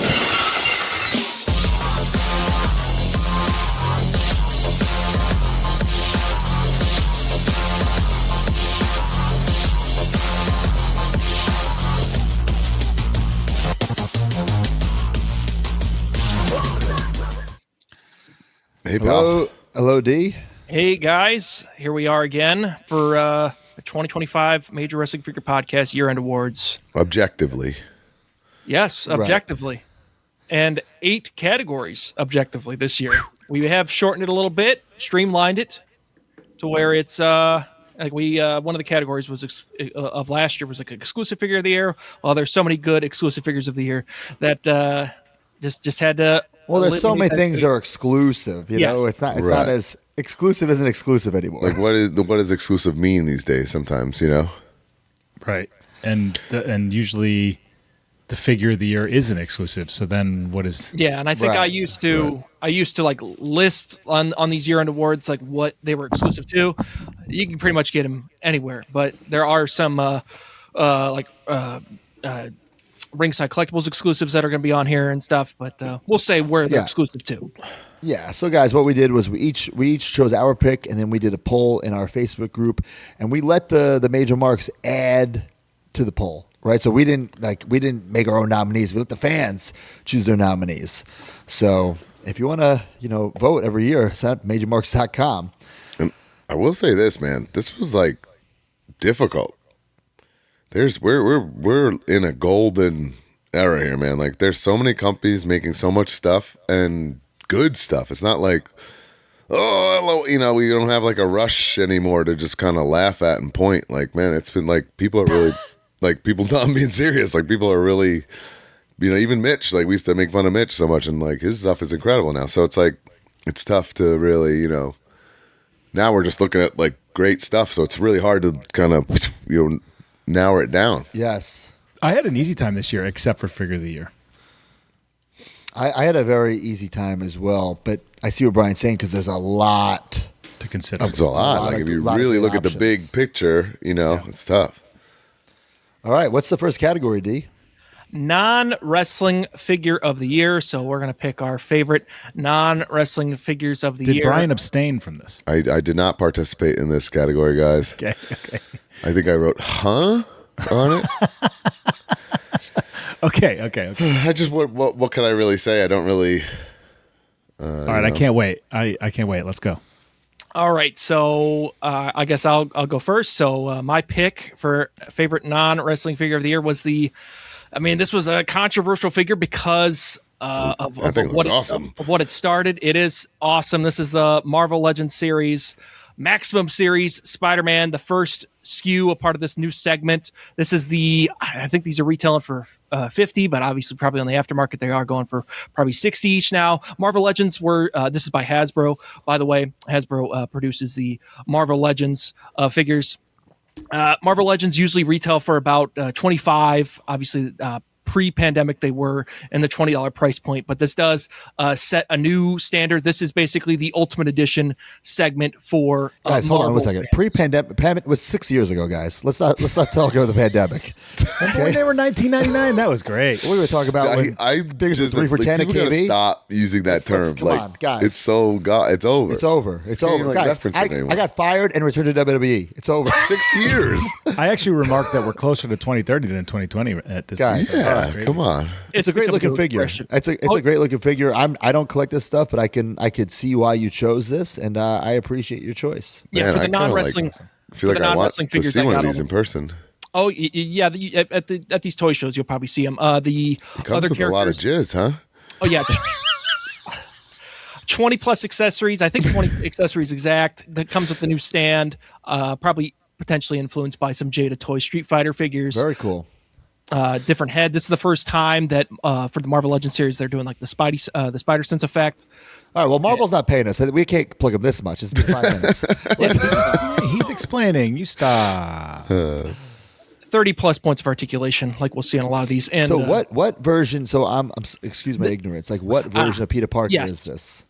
In terms of comic book artists, this is influenced by Todd McFarlane's work done in the late 90s. Oh, really? So this is for a lot of collectors, especially the figure that kind of started it all for the 6-inch form factor in terms of popularizing it was that Spider-Man Classics from 2001 by Toy Biz, and that was a McFarlane Spider-Man. So for some people, this is their definitive Marvel Legends Spider-Man. I have that graded. Oh, the Marvel Legends Series 1? Or Spider-Man Classic Series 1? Yeah. Wow. All right, whose pick is next? We got Mark's pick. I think I cheated kind of on this one, but let's see it. Yes. I mean, it's but it's technically not a figure, but we don't have play sets. And it I think it works. I talked about this last week. It's the Ghostbusters Plasma Series Ecto 1. They call it the Ectomobile Deluxe Edition. The figures are unreal. I think it might be the greatest toy I ever opened, at least close up there with like maybe the Razor Crest or whatever. It was a Hasbro. I forgot about the Razor thing. Crest. You guys haven't mentioned that in like years. $400 this was. I'm excited to open mine and put it in the toy room. So we're just counting the Ecto 1 as the toy. You can't count all the toys, right? Yeah, no. I was counting the Ecto 1. I think it's fantastic. I'm very nervous with those stickers on. I'll tell you that. You Rock gotta with be Dan, careful. can I pay you to put on stickers? But he might be terrible at it. I know. I need. What if he someone has who's shaky hands? I need someone who's really good. I'm not a good sticker putter on. Sticker putter on her. You know Rocking with who's Dan, you're rehired, pal. You know who's great is Brian Myers. I am actually, but Brian Myers is great at stickers. But There's do no way you I'm want doing him that to for put you. on a Ghostbusters one? Yeah, Hardy party. You'd be putting it on upside down. This looks incredible. Like I said, I cannot wait to to build mine. What did you pick, Matt? So mine was also Ghostbusters related. I chose the Mondo Toys Peter Venkman. Now they also released the Peter Solo, so I chose like I have the 2-pack, right? So, but it was also released solo. That's why I was able to count just the Peter Venkman. Not that the Sam Hain is not a good figure, but my choice was the Peter. Like this is straight out of the cartoon. It was like holding a cartoon character in my hand. And listen, I love NECA. I love what NECA's done with the turtles, but they're very hard to pose, very hard to move. This like this Peter was like moving like air. That's how smooth the joints were. I don't even think I'm conveying it properly. But my only nitpick about this, and I said when I reviewed it on the show, is that the wire, if you will, the cord for the trap is almost like a paper clip, and I feel like it could snap very easily. I don't like that. That's scary. Yeah, I wish it was like an actual like cord or something like that. But the actual figure and the detail is just incredible. I love this. And these are very, very pricey. These are things that I passed up on. I'm like, I'm going to wait because they were doing one Ghostbuster at a time. I'll wait till all 4. The price on the secondary market legit doubled. This 2-pack I spent over $500 on. Holy fuck. Yep. Whoa. Yep. And this was a timed edition too, so this was exclusive to Mondo Shop, at least the collector's pack, and so that was only available for a limited time. And these are 1/12 scale, so these are technically 6-inch. So in case people wanted to know what scale these were, the Mondo usually does 1/6 scale, but these they're delving into more 1/12 scale product. And what did the fans choose? The fans selected Ned Flanders from Jakks Pacific's Simpsons 5-inch line. This is part of Wave 6. I was not expecting that. Skiing Flanders. There's a lot of Simpsons on there. We don't talk about them. None of us collect this. I mean, like, I Nick collects these. I think Dylan does. You know, I mean, I know it's a thing, but Yeah, no, they're great. I've been thinking about it. I just have no room for it. Well, the 5-inch assortment, yeah, it's a little difficult to collect that, but the world building of The Simpsons, if you want to build the world of Springfield, they have a 2.5-inch segment that has the Krusty Burger diorama and the living room diorama, and they're also doing vehicles as well. They just now came out with a lot of the product is largely found at Target. I haven't found any at my Walmart stores. So the 2.5-inch segment is available, I think, at some chains like Five Below and such. So I've seen these. I don't collect them. I think they're really, really fun. I don't watch The Simpsons. As a kid, I really enjoyed The Simpsons. I love the ride at Universal. I don't watch it currently, but I think the figures are really, really cool. yeah, Jax does great stuff with the Nintendo stuff and Skiing Flanders, holy smoke. This hits me because I watched it as a kid insanely, but I've also been watching it with my daughter. It's kind of like one of the things that we do together is watch old episodes of The Simpsons that she loves. But yeah, I don't know. And this is like a moment from like one of the earlier episodes. So like I don't think they're going to be. I mean, we'll see like what newer moments I guess they recreate. I think they did like the Mother Nature Krusty or whatever as well. So we'll see what future stuff they got in the line. But yeah, Major Mark's very fond of the Simpsons, and Jax does great stuff, and will continue to do great stuff with the Simpsons. Love it. What's the next category? Next category is least favorite figure of the year. My least favorite figure of the year is, I mean, a lot of people, it's very easy to go after the independent companies, but I specifically think like in terms of last year, I selected, I think the TCG Toys FlexFigs Undertaker. So I think like when I think of least favorite, I think of like, how did this exactly happen? So my figure is a licensed WWE product, the Funko Pop, Stacy Keibler, out of package, in package. Okay, looks great signed. A lot of collectors do it, but out of package. And same when I think the reveal graphic was officially published by Funko across their social media channels. People are, who's the one in the black gear? Who's the one in the black gear? It is an obscure attire for Stacy Keibler. I mean, she wrestled no, very like limited. definitive thing. I see. I totally see what you're saying, but it's it's what, tough, right? What else would she be? There wearing? was more colors that she wore more in the mid 2000s. I don't know if this was due to budget why they selected this, or this was the specific reference that they were submitted to them. So yeah, it's just one of those figures to where. Yeah, it's not a bad figure. It's just in terms of the design, it could have been better. A better product. Right. Yeah. I agree. They could have chose a different outfit. Yeah. Just out of the package. If you're a WWE fan, even a hardcore WWE fan would still take a little bit. No, I agree. Yeah. Yeah. This is going to be. It might sound super lame, but for the second year in a row, I just abstained from this. I just think it's kind of like a. I don't know. I didn't know what to say. We shouldn't even have this category then. I don't like. I mean, look. Sometimes it's pretty clear, and sometimes it's fun to joke about something. Like the Edge figure that year that it looked like somebody that had a tattoo of a shirt or something like that. Well, let's go to my pick then, huh? Or Brian's next, right? Yeah. And not to echo what Mark's saying, but I had a hard time because, like I said, people are making such nice stuff, and if it's really like lousy, like I don't even really like see it, so I can't like bury it. Like I'm sure, and I've never, not to single him out, but I've never like had a Lutuni product in my hand or whatever, so I can't like just say this is the one and it's right. I didn't like it, so I don't know. That said, I saw pictures of this week and I was skeptical, and then I saw it in person. The J&J figure guys were at KenCon. KWK Bull Nakano. Wow. Buzz, your girlfriend. Woof. Really?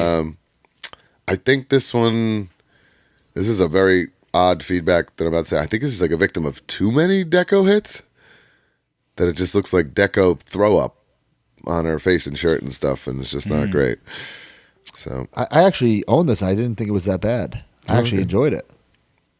But like I said, I saw this in person, so I don't feel like a hypocrite or a jerk off saying that I didn't like it. So my worst figure of the year, it actually was a Latuni. And I'm not saying the quality of the figure in hand is bad. It's just the concept. I just don't like illegal or fantasy, complete fantasy. D, can you put it on the screen? This is the ultrasonic. I forgot about that.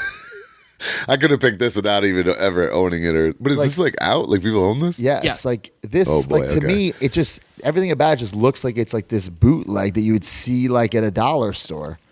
You know, and I'm not saying the actual quality of it in hand wouldn't be good, but it's Macho. For those listening, it's Macho Man as like Cyclops from X-Men. The Macho Man is licensed apparently, but obviously Cyclops is not. And this is just complete fantasy. And the package looks Like complete like a kid's coloring book or something. yeah. Right. And listen, there might be people out there who love it, and that's fine. This is just my opinion. Right. If Exactly. I would never buy this. However, I would never buy this. I'm sitting here looking at a Macho Man Ninja Turtle thing. You know, it's like that was like right up my wheelhouse. So I'm not going to knock the idea, and I certainly don't want to push against. You know, that's why I wouldn't want to vote for the worst figure of the year. You know, I don't know. What did the fans pick? I'm curious. Yeah. Well, D, you went. Sorry, the fans. Yeah, the fans selected the grappling. This is not bad. I have it in my hand. Okay, so this is exactly what we're talking about. I'm not saying this is like an incredible figure by any means, but I have this in my hand and it looks way better than that photo we're looking at right now. But guys, the pants are like has like splatter, and the boots have splatter. It's like complete fantasy, and like I guess that part's weird. Also, in a way. Heath. Okay, here's my issue with it. Heath, like just Heath, never wore an "I Got Kids" shirt. In World Wrestling Entertainment, because that's a World Wrestling Entertainment. That's what I'm saying. It's like Yeah. this complete mashup. Heath, the independent wrestler, never wore an see what "I you're Got saying. I'm Kids" like, shirt. What are you saying? Got it. Heath Slater wore an "I Got Kids" shirt, and even if you're saying this is Heath Slater, he didn't wear that gear. So Yeah. what is this? Is what I'm saying. It also has like 2010 Heath Slater tattoos, the illustration, aka synthetic media that was placed across the card back, the tattoos. It has the updated stuff. Yeah, I can see it. I guess the head looks way too tidy for that body. The head and all, and that. Like, I mean, that's what I looks mean- bad in this. Like, I don't even think this is the real figure. The- This is like a the- production shot because it doesn't look like that in person. The reference material that was so Heath Slater did do still photos of him in that. I mean, yeah, the reference that was used to generate the synthetic media on the card Spit it back. out, D. Yes. Yeah. Synthetic media. Yeah. That's a new term. That's the new euphemism that's going around because it's Because people very are hard. offended by enough AI. enough negativity. Let's go to the next. All right. Let's go to Yes, the next. and that's Here we why go. the category may be eliminated next year. I mean, yeah, I think but we should- back to what Mark said, like when there is a glaring, like, you know, like that Ember Moon figure that one year, like you Yeah. said, that Edge which had a shirt that looked like not a shirt. Sometimes fun to be like, how did this happen? But anyway, All right, being positive, going to major figure of the year. I selected one for a good cause. Major Bendings TNA Wrestling. wow. Chris Bay. 100% Smart. of the profits went straight into Chris Bay's pocket. So yeah. Yeah. What an honor to do that for Chris Bay. He's just an awesome guy. And what It a is an transition. incredible figure too. Yeah, what a transition too, because you said a positive thing, and he is like maybe the most positive person I've ever met. So, what a cool thing to do for him. Awesome that it was officially licensed by TNA and they okayed all that and stuff. So it's cool to see him at WrestleCade this year. You know, selling these to the fans and stuff. So I love Chris. We're rooting for him. What an inspirational guy, and he was very, very moved that we made this figure for him. So, and that said, it is a very nice figure with all his tats and a lot of deco hits and the leopard looks print, great. the zebra print, whatever you want to call it. and Mark? Yeah, I picked the Hardy Boys debut. I guess okay. not a two-pack. Play your cards right. I'll let you get those signed in Orlando. I'm trying to decide. I think. Well, I'm definitely bringing my the golf cart pack. But I love a retro style, whatever, a old school style figure that should have been in the line. Yeah. yeah. Cool. And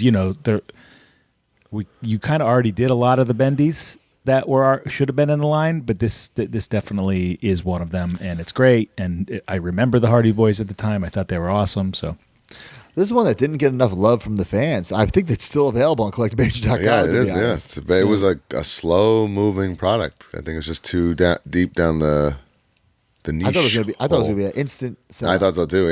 Yeah. But love it, and I know they love it. So there's like a personal attachment to this, where I know like they've never had figures in this era of their career. So I thought that was a really cool thing. Yeah. My turn, D. Yep. So I had a hard time with this one too. Obviously we're really rocking and rolling at Collect Major, and we got a lot of fun stuff, especially this year. I had runner-ups in my mind. I love the brand new Hacksaw Jim Duggan Major Stars. It's so like just fun. Saw him at KenCon, and we were talking about it. He loves it too. So like there's a lot to that. I love the brand new Smash Big Rubber guy. And Demolition as a whole I thought was a tremendous effort by the whole Major team, but Smash particularly is really, really great. But I had to pick one, and I went with Rick, the model Martel. Wow, people are gonna hate you for this. Rubber guy. It was very controversial. I cannot believe that people shit on this. But again, we've said this throughout this whole segment. If you have this figure in your hand or on your shelf, you do not think it's a bad figure. You think it's an insanely awesome figure. The arrogance, the sweater, the fact that he could have fit right into that, the line seamlessly as if it were 1989 or 90. I think it's just a lot of fun. And also, like, Rick Martel hasn't had a product in years and years and years, and we, we're the first to like get him out, and now he's freaking coming to a big event in March and stuff. And people are going to be getting these signed. It's going to be like a whole thing. So really, really cool. Like Brian said, there was hard to choose. I almost went with a Major Star because, believe it or not, the Major Stars are my favorite item that we do right now currently. Wow. The new Demolition are without a doubt the best, but I was trying to I didn't want to single out Axe or Smash. I guess I could have done all three since Mark did the two Hardy Bendies. But I went with my favorite, the Macho King Randy Savage. Ooh, yeah. Super toyetic. I close my eyes and I think of Macho King. This is the outfit I think of. When I became the Deathmatch King, my first Deathmatch King gear was a ripoff of this. Right. Kind of, so I have like some sentimental attachment to it. It's got the crown. It's got the scepter. He's also, could be dropping the elbow. I just love this figure. The dream team we have at Collect Major with myself, Brian Kinnick, D Freedom, TTD, Brian Beatty. I think we absolutely nailed this. And honestly, like the backstory that went into this, I don't want to speak negatively about something so positive, but like this was supposed to be an exclusive to somebody else. They kind of screwed us over, and we said, no, the fans aren't going to get screwed over. We ate the cost of this to send it to all those fans who had ordered through the other retailer. We put the rest on our website. I just love this figure, and it's so good. Like, I don't know if we're going to do another. Listen, I'll be honest. We've been trying to figure out a good. We're trying to figure out, but it's like a one and done mold situation too. Yeah, this might be a one and done mold situation, because if you actually hold this figure in his hand, like there's some raised moldings on his leg. It's not just all paint, Yeah. And I love the tan. I love the crown. I love the scepter. It's just the fact that we have a Macho King Randy Savage figure, official, Collect Major. I love it. And the box art that TTD just nails these box arts, the inserts. It's just one, unfortunately, that you'll never be able to get signed, but I love it. Right. And the Major Marks were in agreement with Mr. Whoa. Cole. Wow. Nice. Congrats to the Macho King. Yeah. Yeah, and like you said, this wasn't even going to be our figure, so I'm kind of thrilled that, in a way, it was almost like a blessing in disguise, a little bit of what happened. Is this still on our site, or is this sold out? Not quite sure. I'll look, but what's the next thing? Next category is packaging of the year. My selection was something that probably no one is probably thinking about, because it kind of came and went, but it did sell out It did sell out. Packaging of the year, Ultimate Edition, John Cena. Good call, D. Outer shipper, nice pack out with these championships as if it's in like a banner form. First John Cena packed out with him running, so the window box is it's in that hourglass shape, similar to the From the Vault and also the original 2010 figures. But that outer shipper has all these highlights, the story it tells of his career, and now it's been 2025 was John Cena's last year as an in-ring performer. And also the back panel of the packaging has that cutout window that was classic signature to the 2010 Mattel WWE packaging. Has a career stats. That's something that you don't really see too much anymore on Mattel WWE packaging. I don't think they list out the statistics. Like I think even like they had like that little box, like that little brief description about like their career period during that time. And then the cross sell as well also features actual physical samples. You don't really see that too many more. They just go with the standard character art with the studio shots across the cross cell. So, and it's a nice way that they did that with the previous John Cena releases there. Great call, D. I wasn't even thinking about this. And they still implemented that foil at the top for that Ultimate Edition because that's what it's known for, is that premium, and it looks premium and it feels premium. It does look premium, and I love the shout out to the original Elite packaging. Yeah, you're right, D. This is a great one with all the titles underneath, and I do love the product on the back as opposed to. Well, they don't even show product on the back anymore at all. Yeah, they don't show physical paint models really that much. You really only see it on Build-A-Figures. So right. Wow. And Mark, your pick. Yeah, so I love a good clear packaging, obviously, and this is the Jazzwares golf cart thing that I just mentioned. Crazy fun. I said that I want to try to get this signed by everybody, and I'm still trying. Sammy is easy. I see him all the time. That's not a question. I'm going to get Matt at the show coming up. How Mark Sterling gets Kenny Omega in 2026, I have no idea, but that's the adventure. I'm very excited for this. I think that it like epitomizes a moment in time in pro wrestling. So yeah, fun. And we should at least acknowledge, because I have opened this, it is packaging. Like that golf cart's not a toy, right? Like for those that don't know, like that's it's cardboard and display, not meant to be kept. And honestly, there's like no way to even preserve it once you start opening it. But yeah, you can't. Super fun. You can't remove you can't put the steering wheel back. I think that's just part of the pack out. Right. And it also has that displayer box, the platform. This is limited to 3,000 pieces, by the way, exclusive to Jazzwares Vault. Talk about unique. Yeah. Yes. You know, different structure. I don't know if this is going to be a segment that they continue going forward throughout the 2025 year, or if they're just going to have one SKU for this year, or if this is just a one and done situation. But a nice moment to be recreated here from we were talking about the pandemic, that got a lot of people out of their seats while sitting at home. So, and Brian, your pick. Yes, I'm going to go with Mitch's Godwin 2-pack. No, I'm kidding. This is another one. Like I was thinking, man, I loved a lot of stuff that's going on this year. I love Ringside Defining Moments packaging. You know, when those come in, like that it's again another shout out to what's old but it's new. I love that they actually depict the real moment.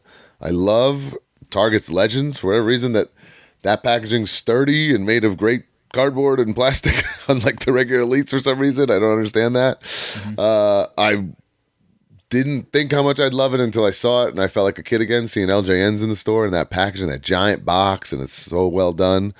That was a lot of fun, but ultimately, for the uniqueness and my biasness, because I love me some Hardy Boys, the Ringside Jazzwares glowing or real working blacklight Jeff Hardy is my pick, just for the like crazy uniqueness of this. Unbelievable. And just something I would have never expected to come out or happen. So you got him to sign that yet? I have not actually. And then another thing in my research for all this thing is like long gone and sold out too. So it was a big hit. I'm sure it is. Well, I think this is like the only like singles attire, Jeff, like because like all the other ones are kind of paired with Matt, so this is like one that you don't have to pair with a previously released Matt. Right. And fifth panel window box packaging has the Velcro fastening across the front, or hook and loop. I thought it was nuts that you can't even see, but there's a black ladder in there. Like there's so much even more add value and stuff. I didn't even know that. Right. It's crazy. And it's one of the, I think, few unmatched collection Ringside Collectibles exclusive. A lot of them are exclusive to the Unrivaled segment, but this is part of the unmatched in terms of the branding. Even has the battery compartment on the side panel. And so, yeah, there's a lot of spots where Jeff can sign it. He can sign it on the front flap or the inside the flap or even on the window. A lot of collectors will obviously want it over the figure, but the window. Yeah, a lot of options. All right, my pick. This is it. Here's my pick right here. Favorite packaging in 2025 is the Elite Collection American Nightmare Cody Rhodes and Pharaoh. I just thought this was so fun. This was the T-shirt the previous year at Mania, and the packaging is so good that it fooled me that there's no actual rock accessory. It's just part of the packaging. Right. It's awesome. So the fact that we get the Pharaoh, the dog, and the Cody, the dog has interchangeable heads, by the way, which was mind blowing to me. I just love that it looks just like the shirt that he wore, throughout that run to finish the story. And like I said, like it even fooled me where I opened up like, wait, there's no rock in here. So for that reason, and then no physical like plastic rock. It is it's not an accessory. It's packaged. Yeah. Right. Yes. And then also, if you look at the sides and the back, there's great artwork of Cody and Pharaoh. I don't know if we have images of that, but if you were to do like a 360, there's great cartoon work. If you really wanted to look at the sides and the back, but even from the front, I think this is one that you keep. I'm a let him breathe guy, but I think this is something you keep mint on card because you cannot recreate that. It has to be because there is no actual rock, you know what I'm saying? Because the packaging makes it. So that was my pick. It was the Finish the Story, Cody and Pharaoh. Yeah. How many kids open that on Christmas? Tons. I know Chase Cardona did. This might be sold out because of the Pharaoh. Pharaoh's a big deal, and I guess the wrestling dog community. So it's the only way to get Pharaoh, right? Yeah, the only way to get Pharaoh, and we'll see if they got Larry coming out with an Ultimate Edition CM Punk, so we'll see how articulated Larry is. This Pharaoh's got I think about more articulation than the Minecraft dog does. So yeah, everything that you want in an articulated canine you got here, and Cody also comes with the soft goods for the first time ever. Soft goods flag accessory. You tell me as a kid you wouldn't have Pharaoh come out like that and then switch the head and he starts biting somebody. Come on. Yeah, it's great. Unlimited storyline potential. Also comes with a leash too. So that Cody can. But some people would just leave this in the box and never even know that it comes with a leash. But because it's so nice, I think that's probably more likely actually. What's next? And the Major Marks selected. Wow. Brian's pick, Unmatched Collection, Ringside Collectibles exclusive, Jeff Hardy. Yeah, like I said, just so unique and unexpected, right? Yeah, lined with that UVA light across, has the on and off switch, and also has fluorescent paint across Jeff to activate that black light feature. Swappable portrait, outside of just the packaging alone, just the contents, the attire choice, just the artwork all along is it's very similar to kind of like what Jax was doing. Jax had some good Ringside Collectibles exclusive featuring Jeff Hardy, so. Very similar that you can't not have there's no non-toyetic figure of Jeff. It's really hard to do that. Yeah, it would be tough. All right, so next category of the year. Hang on. I don't have it ready. Next category of the year is Retro Figure of the Year. Retro, a lot of people in the wrestling figure community just like to label it the 4.5-inch Hasbro WWF action figure inspired figures, but there's more than that. There's WWE Superstars. I was going to say, that's not how we're doing this. We're doing anything with the form factor as a shout out to older. Yeah, that's what the term retro means in the toy industry. Right. In the toy industry, the retro form factor is something that was. I think they just say that because Mattel's call the retros Hasbro's retros. Right. So the new Wrestling Heroes, figures by Pro Wrestling Tees, those are a retro form factor. So mine, probably not on a lot of people's lists, is the Great Muta. Great Muta has. I think this is the last chase for 2025. No chases going forward for the W Superstars segment and future segments, maybe in select executions. But the Great Muta has swappable heads for both the core release and the chase release. And also interchangeable mist accessories, as well as I think the first time included with the WWE Superstars figure, or I don't know if they've if any WWE Superstars figure has included a weaponry like accessory and such. But yeah, alternate hands. So yeah, he's it was this guy or the Cactus Jack, because technically Cactus Jack was, even though some collectors did get it in 2024, it technically wasn't. No, Dave, by our rules, it's 2024. Sorry, pal. So we go by the rule. The year it came out. I go by the item number, and that's what a lot of the. Well, Oh my God. it's our show, pal. Oh my God. Who cares? All right. But this is incredible. The fact that if you're a great Muda guy, you can potentially make 4 great Mudas. I know that's so like overwhelming, but cool. Also very cool. Yeah, this was probably his second or third SKU of the year, and so 2025 was a good year for the great Muda. All right, Mark, your retro figure of the year. Yeah, I picked the LJN Hogan. We talk about this a lot on the podcast. Just iconic. This came out in the 80s. It came out again now, and it's a bestseller 40 years later or whatever. I'm not sure if I'm doing my math right there, but yeah, it's awesome. We've been talking about this a lot lately, so we don't need to spend some time on it. But that's what I chose. My pick, another one. Just man, a lot of great stuff this year. People in this space doing a lot of amazing things. I love the Dusty Rhodes LJN epic figure. I loved the Hardy Boys Bone Crushers. But ultimately, I had to give this one to what I'm going to call Hakushi from Heels and Faces. Wow. Zombie Sailor Toys. This is something I was thinking, man, if this came out in 1995, I would have been tickled to death to have this take on my Bret Hart Hasbro figure. You know what I mean? Like, so that's why, there really is no Hakushi figure at all, Shinzaki has stuff, but not like this. So it was just too fun for me to pass up. It's my number one of the year. Yeah, I really wanted to pick a Hasbro-esque figure, but the fact that LJN is back, it got my nostalgia really kicking. And Mark had a great pick with the Hogan, but I went with the John Cena. I went with the John Cena LJN. I mean, just the fact that, it looks like an LJN. It feels like an LJN. The package, just the mass hysteria. And it's not just adults. We saw that video last week, that kid freaking out over getting LJN John Cena. So I love this. I love that it's a continuation. And just like Mark said, we're not going to spend the time, we will cover we the spent the LJN. past 6 weeks talking about these figures. So if you really want to hear more. Yeah, I absolutely, I love it. It's just perfect. Like, to me, he's flexing, but he can also do the AA. He can do double clothes. I'm just thinking of all the crazy stuff I would do if I was a kid with this, and I really feel like a big kid again with these LJNs. And so for that reason, I chose, and also John Cena's last year in the business, his final match this year. So for all those reasons, I went with the LJN John Cena from Mattel. What did the fans pick? I'm curious. Yeah, there's so many things. Major marks were in agreement with Brian. Wow. Got 2 in a row, boys. Hey, it's a great figure, guys. There's no I almost denying picked that. this one. I almost picked this one. Yeah, I mean, I just think a lot of our fans are our same age, so they're in the same mindset as me. Like, man, imagine this guy freaking spin kicking your Bret Hart. Yes. Hasbro, if you could. Love 30 it. I years just ago? ultimately ended up going with Hogan, though, because of the It's name the same. It's value all nostalgia, of- guys. Yeah. What's next, Deke? Okay. We got multi-pack / bundle of the year. I went with the Ultimate Edition, Brandy Rhodes, and the American Nightmare Cody Rhodes 2-pack. I forgot about this one. Me too.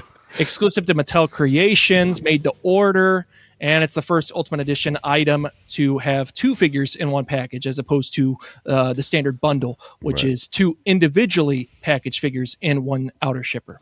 And you can do the kissy face. Yeah, and this is when he wins the title. I can't switch my pick now, but I totally forgot about. There's so much great product that they're, like Brian said, it's hard. Like, this was different. This was the hardest this has ever been for me to do this show this year. It was a lot of stuff you have to really think about. A lot of new components made for this one, and the first time in line, Brandy Rhodes. Awesome. I feel like I didn't get this. I mean, I feel like I need this. I think it goes for a lot of money, actually. Damn. Yeah. Wow. Made to order. And I went with more nostalgia, and I went with the Dudleys Ooh. that's a great one. Great pick. multi-pack. Ringside exclusive Dudley Boys Ultimate 2-pack. Huge Dudley Boys fans at this time. I had their shirt. Do you remember they came out with a long sleeve shirt? Do you guys remember that? Yeah. That Spike would wear all that. Spike would it was basically Spike's ring gear. He wore it all the time. Yeah, Devon had it a few times. That's what I had. I wore that all the time. But there might even be a Jack Devon in the shirt too. Yeah, huge fans of the Dudley Boys here, and it really put fit a big hole in my collection. So I picked these guys. They're truly excellent and ultimate figures. Brian? Well, my pick, guys, I may be biased. I may be a hopeless romantic, that there's a glimmer of hope, that there's bright things in this company's future, and they're not going to let us down. But I had to go with the Matt and Brian Power Power Town Matt's pick 2-pack. I mean, you can say what you want to say about Power Town, and we've said a lot of negative things about them the past couple of months. This 2-pack is unbelievable. The packaging is unbelievable. The figures, the quality, the added value, the soft goods robe that Matt comes with is out of this world. Like, it's just, it's my favorite wrestling figure that's ever been made of me, and that says a lot. So, had to go with it. I absolutely love it. I didn't choose it because I didn't want to choose myself, but I'm glad Brian did. Wow, so much went into this, and like Brian said, I think it's my favorite figure of me so far. Definitely Brian's best, and I don't think that's just my opinion. I think that's a fact. And what I really love is behind the robe, like an added value, the Internet Championship. I really hope Powertown, delivers on the upcoming product. Gotta, pull up the reins, Not to go on a tangent, but the locker room was talking about Powertown this weekend. A lot of people I didn't realize pissed off about this TNA figures. What was it? Speedball was talking about how really, yeah, he ordered the entire TNA line. He's like, I ordered those 2 years ago. Where are they? Well, now if it's Speedball complaining, now I hope they never come. And for those not in the know, I don't blame them. But I mean, honestly, I feel terrible for like I wanted Josh Alexander and his son to have like such a moment with his first figure. Yes. He's growing up before this thing freaking comes out. So guys, Jordan Grace left TNA, went to NXT, and got on the WWE roster before a Powertown figure came out, and got a major product out. Yeah. Anyway, so my pick, I was thinking about what Mark said with the Dudleys. I was also thinking about the other Dudleys, like the ECW Dudleys. I contemplated that as well. You guys might think I'm crazy. I went with the figure collection. Hardy Boys, bone crushing. Wow, I mean, I guess that was going to be on my retro list. It was right there as a runner-up. Like, to me, Bone Crunchers might be one of, if not my favorite toy lines ever. And, like, these certainly could have fit. They could have been the next Too Tough. They could have been Series 10 or Series 11. And they're just perfect. And I absolutely love these figures. I really hope Jack keeps the bone-crushing wrestlers alive. So fun, so nostalgic. And this is something that would look great autographed as well. Which I've gotten it and sold it on my whatnot. It looks awesome. I highly suggest it. Yeah, so my pick was the bone-crushing wrestlers, Matt and Jeff, the Hardy Boys from Figure Collections. D, what did the fans pick here for multi-pack of the year? Well, I think they were wanting to head down to Dudleyville because... Wow. Yeah, wow. Bully's going to love this. We got to... Can we get this award made and send it to Bully? Cha-ching. Cha-ching. Yeah, like even kind of like you said, the ECW ones are very fun and good, but these are like, forget about it. Like, what else could you want? Yeah, you needed both of them anyways. But right. All right. What's the next category? Next category is figure line of the year. I kind of went with the easy way, but hey, it's the number one action figure in the USA. It is the mainline Elite Collection assortment. Over 80 mainline releases for the Elite Collection assortment. That's cool, actually. Holy shit. That's cool information. So, yeah, the standard waves were 113 through 120, and then they had the greatest hits waves, which was, I think, wave 5 to wave 5, 6, 7, 8. Yeah, wave How 8. many Hasbros exist? WWF Hasbros? Under 100. Or just over 100. Yeah, a little. No, it's like high 80s, I think, right? It all depends if you count. I mean, if we're talking individual items, it's probably more than especially the carry You're forwards. kind of like card backs that have different I'm more bullshit and stuff. No way. I'm talking about the characters. figures, the actual characters, figures. characters. Yeah. So WWE in 1 year has in just one of their lines. It's wild. Yeah, it's a different Put out beast. the Spoiled. same amount of. Kids are Yeah, spoiled. we're spoiled. Adults are It's just a spoiled. We're different world spoiled. we're living in. Okay. Anyways, Imagine we Yeah. did this podcast in 1991. What would we be talking about? The news would be so slow. Well, that's what people think we're doing. We're like, how do you talk about figures every single week? I'm like, well, there's news. Like they don't get it. There's a lot going on. there's actually more news nowadays than there.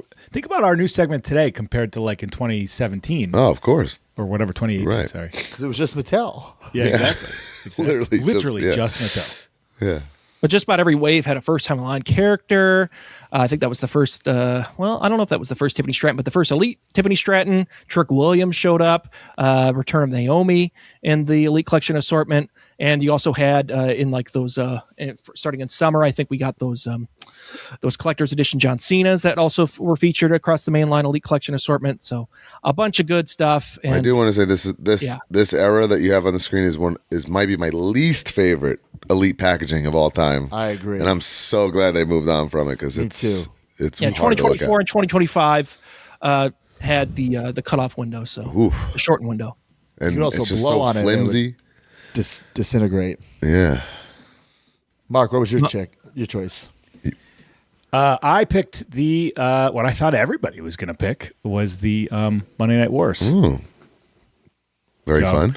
I mean, Elite this is Collection. for me another nostalgia pick, but it's just hitting so many holes in I think a lot of collectors' collections with the Ultimates, with the Elites. It's so fun. There's deep cuts, but there's also characters that we haven't ever gotten, and this year in particular, like they're all bangers.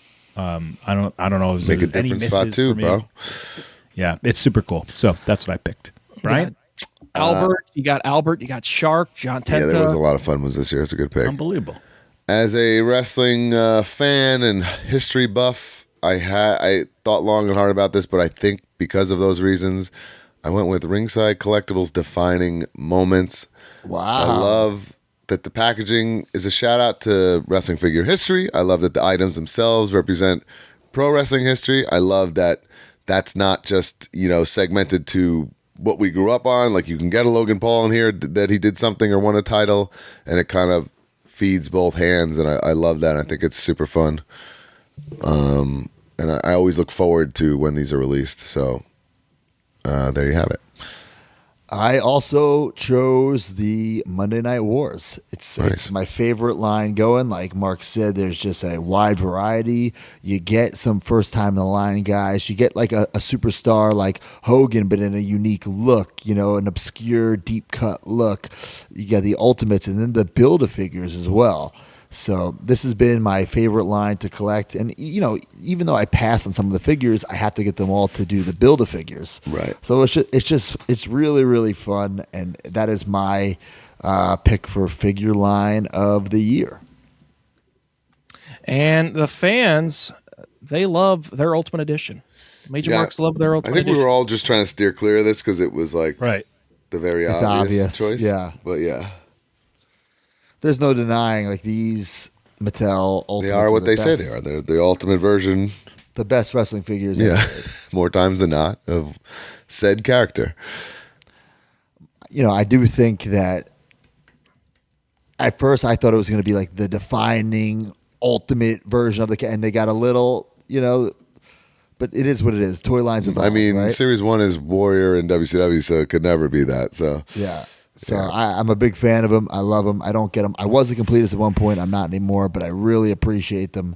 And just the added articulation. It just feels ultimate to me. Yeah, it's the plussed up.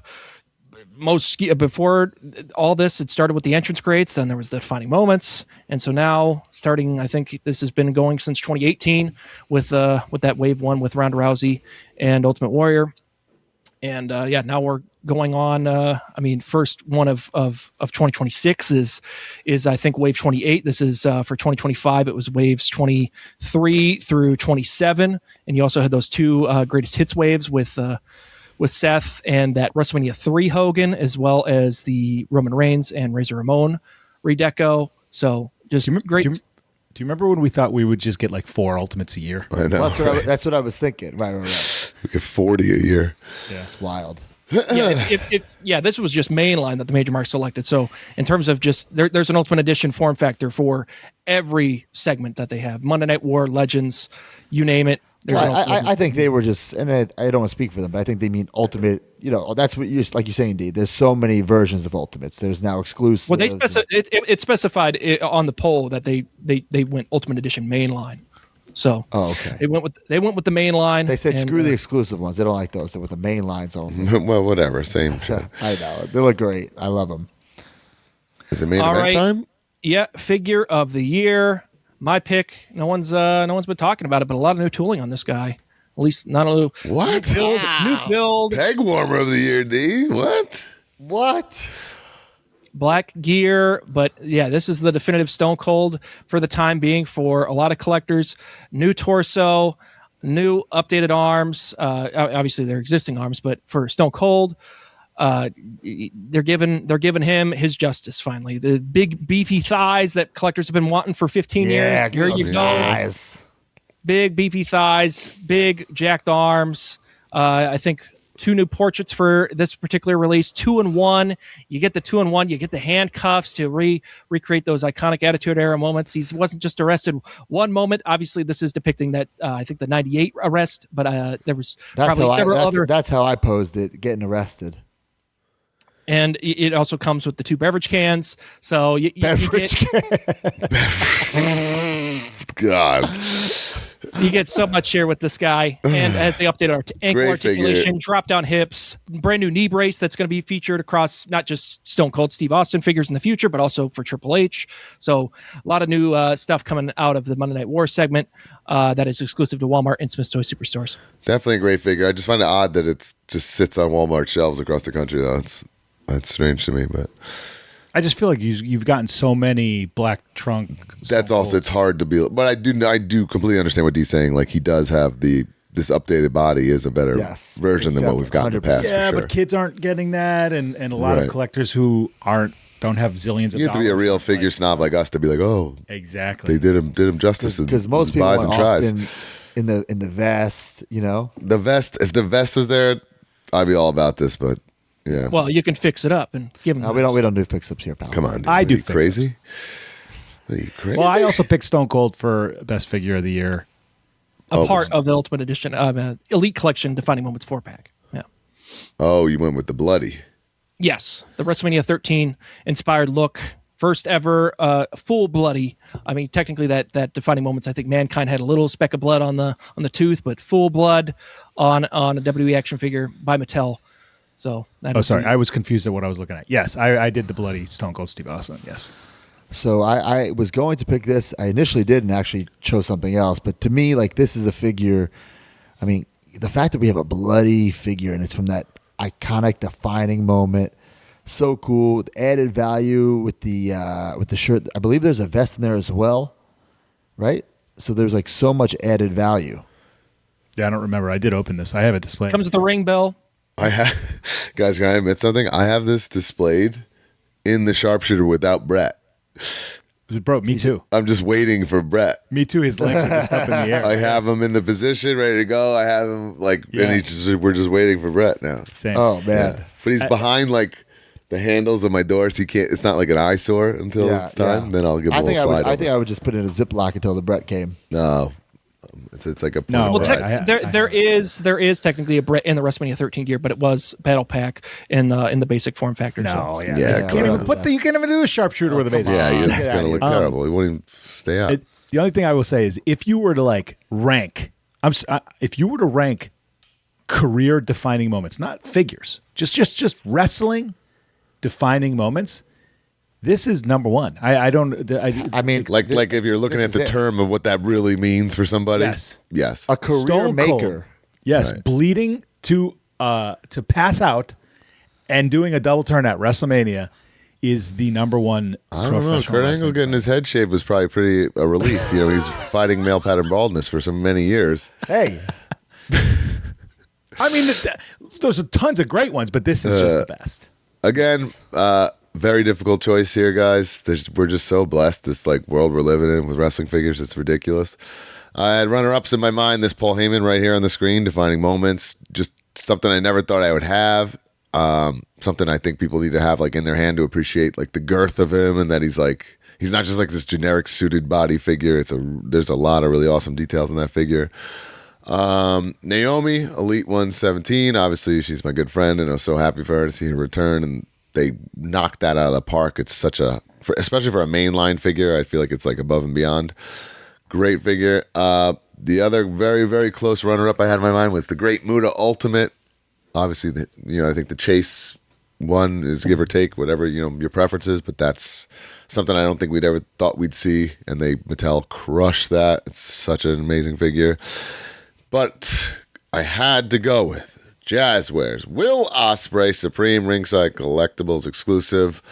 Like I have no reason to to pick this. Like I have no like sentimental ties to Will Ospreay, but this is like an unbelievable action figure. You open this up, the options, the hands, the heads, the robe is breathtakingly like insanely detailed and a work of art.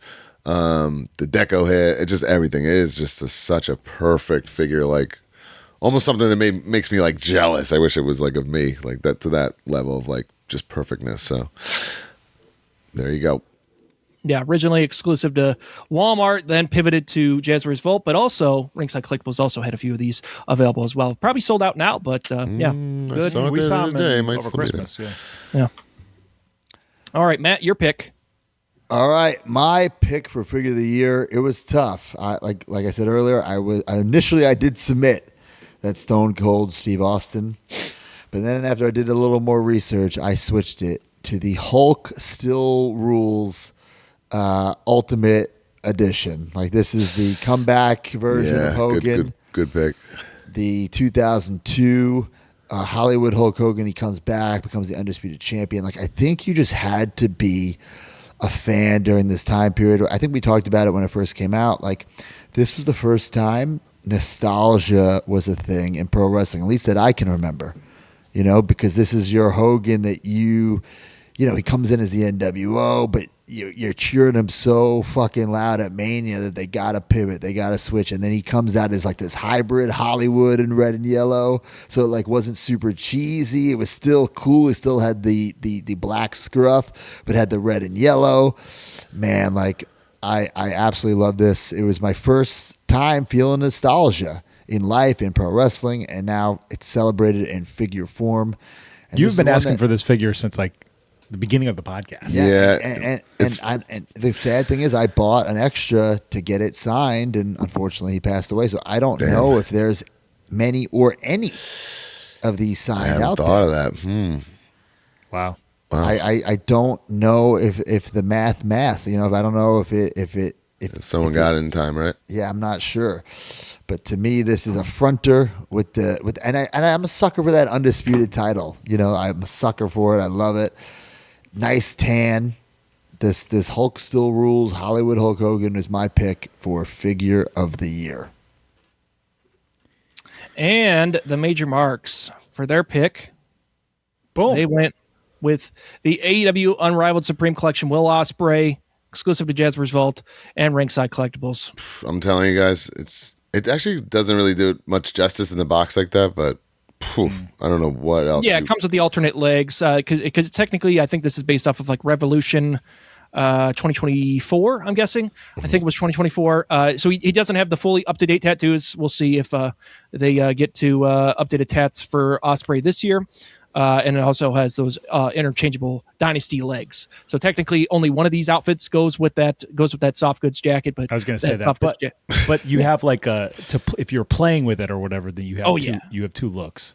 Yeah, and you have I think the two alternate portraits, bunch of different options with the hands. So only a matter of time before they have a Ringside Collectibles exclusive Continental version of Will Ospreay. So. We'll see. We'll see how many more Ospreay figures get pumped out just for 2026 alone. So true. All right, what a seg, boys. Guys, thank you so much. That was a lot of talking, a lot of cool figures. Good problem to have. I like these 8. These are the 8 worth talking about. Makes this whole thing better, though. Yep. Yeah. If anything we could cut for next year, I think it's maybe worst figure of the year. You know what else we cut this year was playset of the year. There's not enough playsets. There's no such thing. There was a good amount of bundles with the rings, but yeah, it's very Come common. on. No, it's like you're just giving someone an award, like a participation trophy. Yeah, Come literally on. like that money, the redecoed Money in the Bank ring would be like we it. don't It's give like- away participation trophies. Yeah, CD. that's not funny. You Yeah. need to work hard here. The Knuckle Crunchers Final Boss microphone play set. I think it's still available on Ringside. Use code Major to save 10% at So checkout. we now it's know the what only- D would have given. Well, if there's only one thing out Yeah. there, you can't give an award for best thing. If there's only, Yeah, like, I'm with you know, Broski on this. That's yeah, ridiculous. come on. Well, that's why There was I'm like, the most there was famous like 5 different professional options that wrestling you lawyer. could have chosen, but yeah. When you have to Google what came out, there wasn't enough. Boom. You know, Done. there we go. Drop the mic, Broski. All right, let's go to weekly purchases brought to you by Major and CollectMajor.com. Big match at my house? I'll bring my guys. You have yours. I've got Sergeant Slaughter. And I got Ric Flair. Woo! Here's Andre the Giant. And here's Macho Man. Ooh, yeah. And Brian Myers. And Matt Cardona. They're so real. Can you tell the difference? Roster Cup. Video silence. Big rubber guys. They're for real. Each sold separately on MajorBendies.com. Big rubber guys. Collect them all.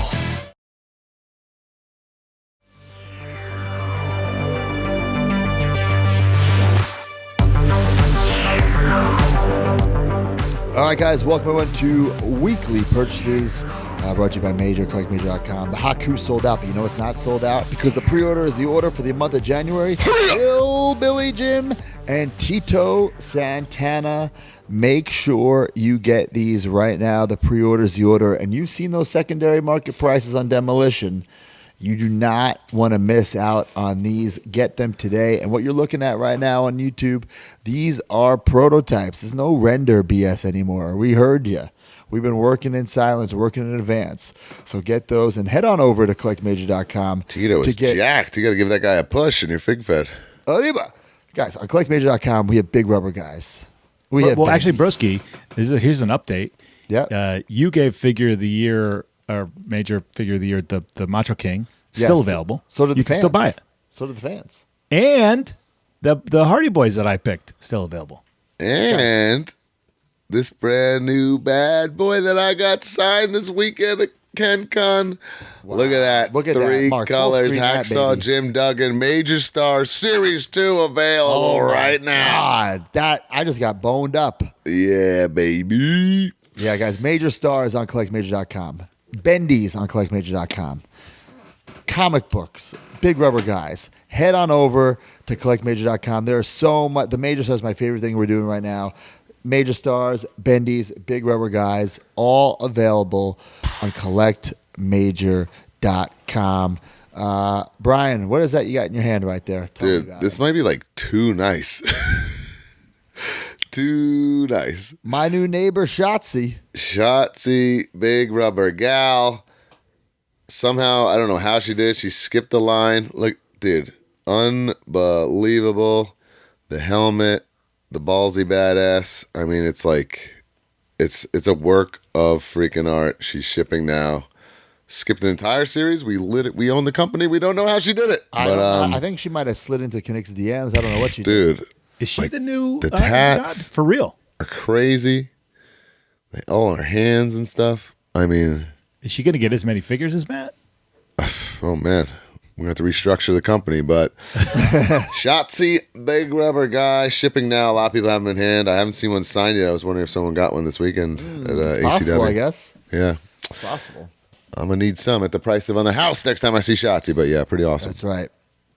What do you guys get for purchases? I will say this. I got from Rockin' with Dan.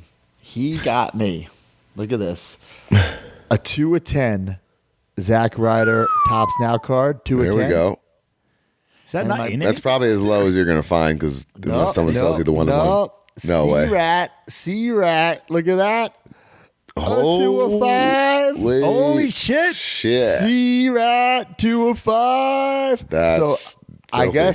guess I'm missing the 1 of 1 if there's a 1 Yeah, of 1 but out there. to me, this is weird, broski. What I'm about to say, but like, as far as like my collections, 1-of-1s don't exist. I can't. Do you know what I'm saying? You can't get hung up on that. Yeah. Because it's like almost a miracle if you ever obtain it or even have the opportunity to purchase it. You know. I wonder if there's going to be a Tops Now Matt Cardona card. I bet. Oh, course more there stuff. will be. Well, More stuff I got. I'm actually surprised we haven't seen it yet. Yeah, I'll text somebody. I'll text. Well, our good friends at Ringside Collectibles had a hell of a first week of 2026. I'll tell you that. Wow. Greatest hits, which I even said to them, I was like, wait a second, this is a brand new figure. How's this greatest hits? It's kind of like a little snafu, if you will, but that's the deal. Cody Rhodes, I was blown away. I thought this was a head, but it's actually a soft, like plastic mask. And it comes off easily? It comes off very easily, yeah. Has a little band in the back. But yeah. Okay. I didn't know that. Yeah, I thought it was just a whole nother mold. We get the screaming head, stoic head, hands, really cool. The belt has Cody plates. I don't know if that's unique. the first time. Okay. Yeah, but really, really nice piece. Cody, again, having a hell of a week because he's got the fresh defining moments, which depicts him from Saturday night's main event at the Nassau Coliseum. My kids were there. Got that as well. Wearing the winged eagle. And for you belt snobs, that's not me, but I can even tell that this is like the most souped up, detailed, best version of that winged eagle that's ever been done by Mattel. Yeah, it is great. So that makes that a must have. I'm super jealous of him that he had that figure with the winged eagle. And this bad boy, Netflix debut, Penta. And I'm actually going to rip this open here live and do an unboxing. I'm pretty excited. I call him the most toyetic man in wrestling. I call him the coolest man in wrestling. Yeah, Penta. And I'm talking about just the regular guy. I still don't. I've never really met him. Just a quick wave at a convention, I want to say one time. I'm actually, what's the figure nerd in me is really cool. You can even look at that in the background there. That's cool. The figure nerd in me is very excited to see how this face plate works. Oh, you switch around the so take a look here before I rip it open. Oh, that is super That's toyetic. Look at tongue out, and then there he's got two more face plates to change his facial expression. And it looks seamless. Like, I don't know how. Yeah, these things are. My hands. You couldn't do that with a regular face, but because because of how he is, right? Yeah. Am I incorrect in saying that Penta debuted at the first Raw on Netflix? I literally just said that as I introduced this So what I'm figure. saying is, so this figure comes out in about 12 months. It's to date, right? Yeah, right? Wow, first off, oh my God. The figure is. Yeah, I thought that basic last week was sick. I mean, this is like.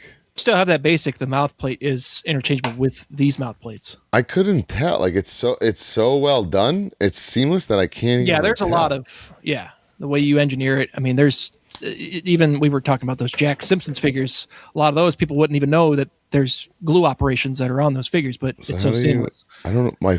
My fingers are like too big. Like, how do you? I don't even know how to do it. Just pull forward. How do you pull forward? Pull toward you. Maybe you get your nail under there or something. I'm scared to. Oh, the nail did the trick.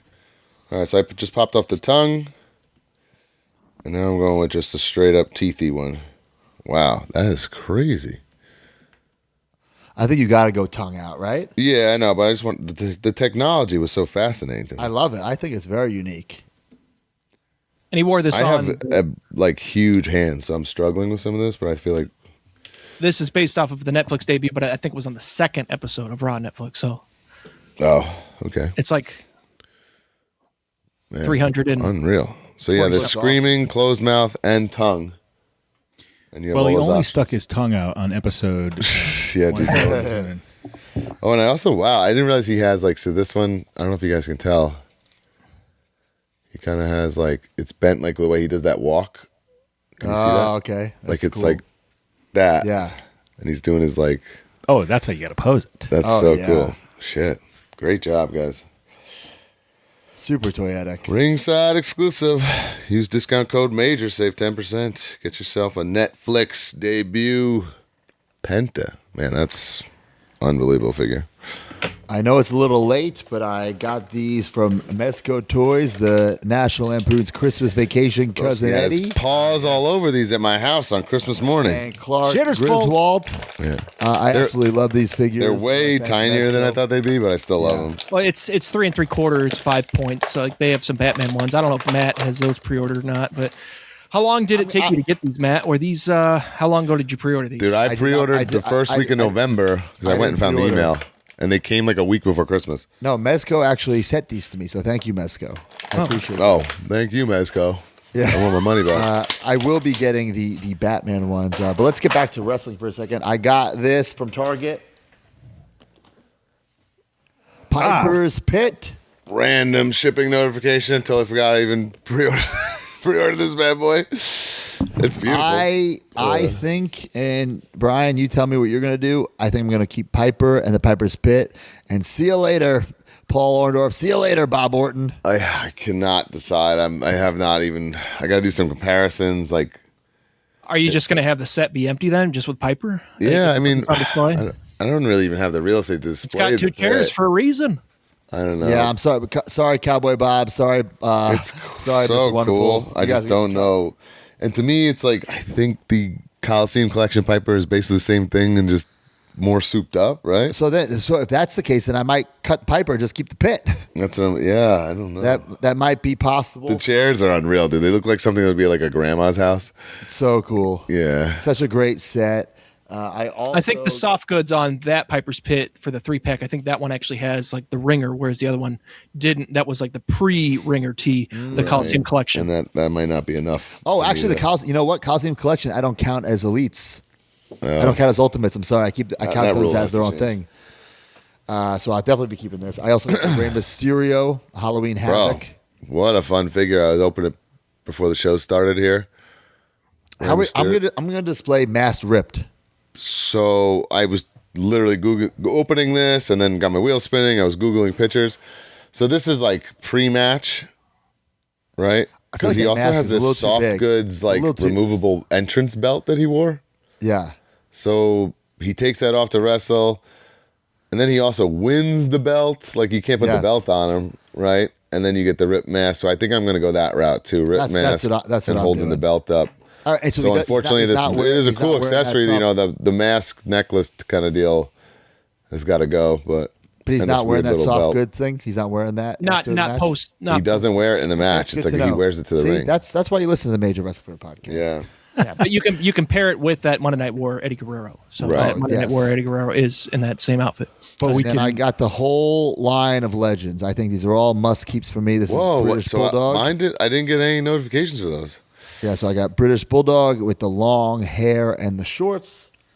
I got Kurt Hennig, which I'm keeping like this in the trunks. I appreciate the singlet, but I'm not keeping that. I'm keeping the title on him. This is the AWA. Added value, but someone posted that Kurt like loose in the group, and I'm like, oh man, that's like it's a weird cut, but it's like a dream figure for me, man. Like Yeah, pre so I'm WWE Kurt. definitely keeping this Kurt Hennig with the AWA title. Bobby the Brain, I think I'm also keeping in the nice red. Yep. It's not sparkly as I would like. But It's not that's the first time with hands to do the point and stuff, Yeah, right? and so I think it's a must. And then again, another must for me is Mr. Money in the Bank, Rob Van Dam. Isn't it like 2006? Yeah, so Yes. that works for me. That works for you? 2007 is when we Oh, got you. Okay. debuted. So I think this is the one. Is this what he wore at WrestleMania 22? I'm not I quite believe sure. so. I'm almost it positive that's how he looks to wins be. it. Yeah. Yeah. So when I do my cuts, for But so technically, I mean, I'm pretty sure he wore that singlet after WrestleMania 22 with the customized briefcase because at WrestleMania 22 he didn't automatically right away have the of course. customized That's briefcase. fine. And there's some things you got to make exceptions for because they're toys. but yeah. Hey, question about from you guys? that Rey Mysterio.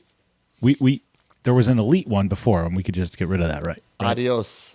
And that's another thing I have to like that Ray, Elite that collection. Phantom Halloween Havoc Ray has been a fronter for a decade in my Elite Well, Collection Series 69. I think like You could keep it and put the little the mask 18 on him. No, he's got to No, go. we don't do This is- fix-ups here. It's I do and it's fix-ups. like this thing is so much better.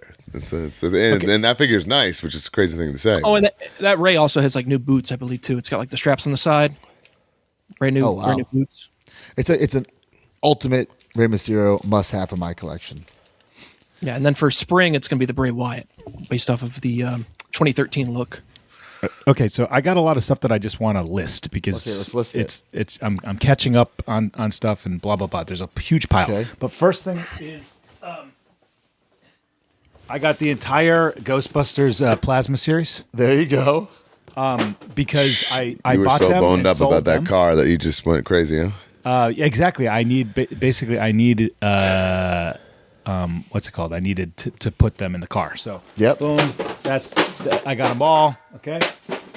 Somebody was having a sale on Whatnot, and I had to basically steal from him. So I got a Matt Cardona signed hat There you go. that I'm wearing right now. Oh man. But I also got this again. I've bought There a you go. number of these off of his Whatnot. So I think I'm just going to open it. I actually gave this away to a child for Christmas. Oh, Merry Christmas. So now I got this back. But it Well, was you like didn't have one for $10. yourself? Bro, Now I do. I knew what was going on. I was like, "Yep."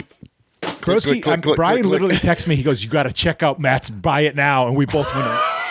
I text without stooging. I text SDL. I'm like, "You start buying stuff. Go, go, go, go!" And she's buying stuff. She's like, "What is he doing?" I'm like, "Oh, he just got a bunch of cheap stuff from Superstore." All right, It was unloaded. okay, just catching up here. I got this Dash Rendar and Prince Shizor. Bro, Star I've been Wars. tempted. I've been thinking about that. Me too. I was thinking, are they top guy enough to be in my Like Black just Series top them, guys? right? Like don't like.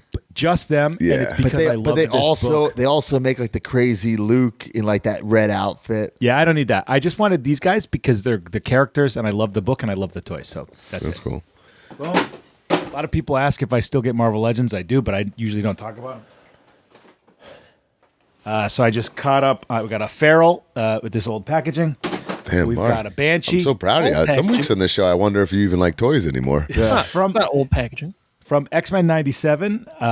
We got Street Wolverine. Oh, that's like a close your eyes picture Street Gear Wolverine. You need yeah. a Street Gear Wolverine. Cable is one of my favorite characters. This is just a badass Wow. figure. So I'll have that. And then I do collect select MCUs, and this Punisher is just so good. The actor, I love him so much. So I got that. Nice. And then, lastly, Oh my goodness. some vintage collection. I got Admiral Thawne. I got a Mandalorian Super Commando. You just like, would you realize like I haven't bought anything in months and just went nuts? I did some rearranging, making room, and deciding who I wanted to keep in what things. Got it. Okay. This is great. This is from season 3 when Yeah, that's Grogu badass. drives in the IG-12. We got a little Cobb Vanth, and then Asajj Ventress, and then the deluxe Blurg Wow. with the Mandalorian. Mark, you gotta take some pictures of your toy room. Opening them all up, we'll put them right on the I shelves. said I hope so. You just damaged every single packaging you had. So. Yeah, that's why I throw 'em.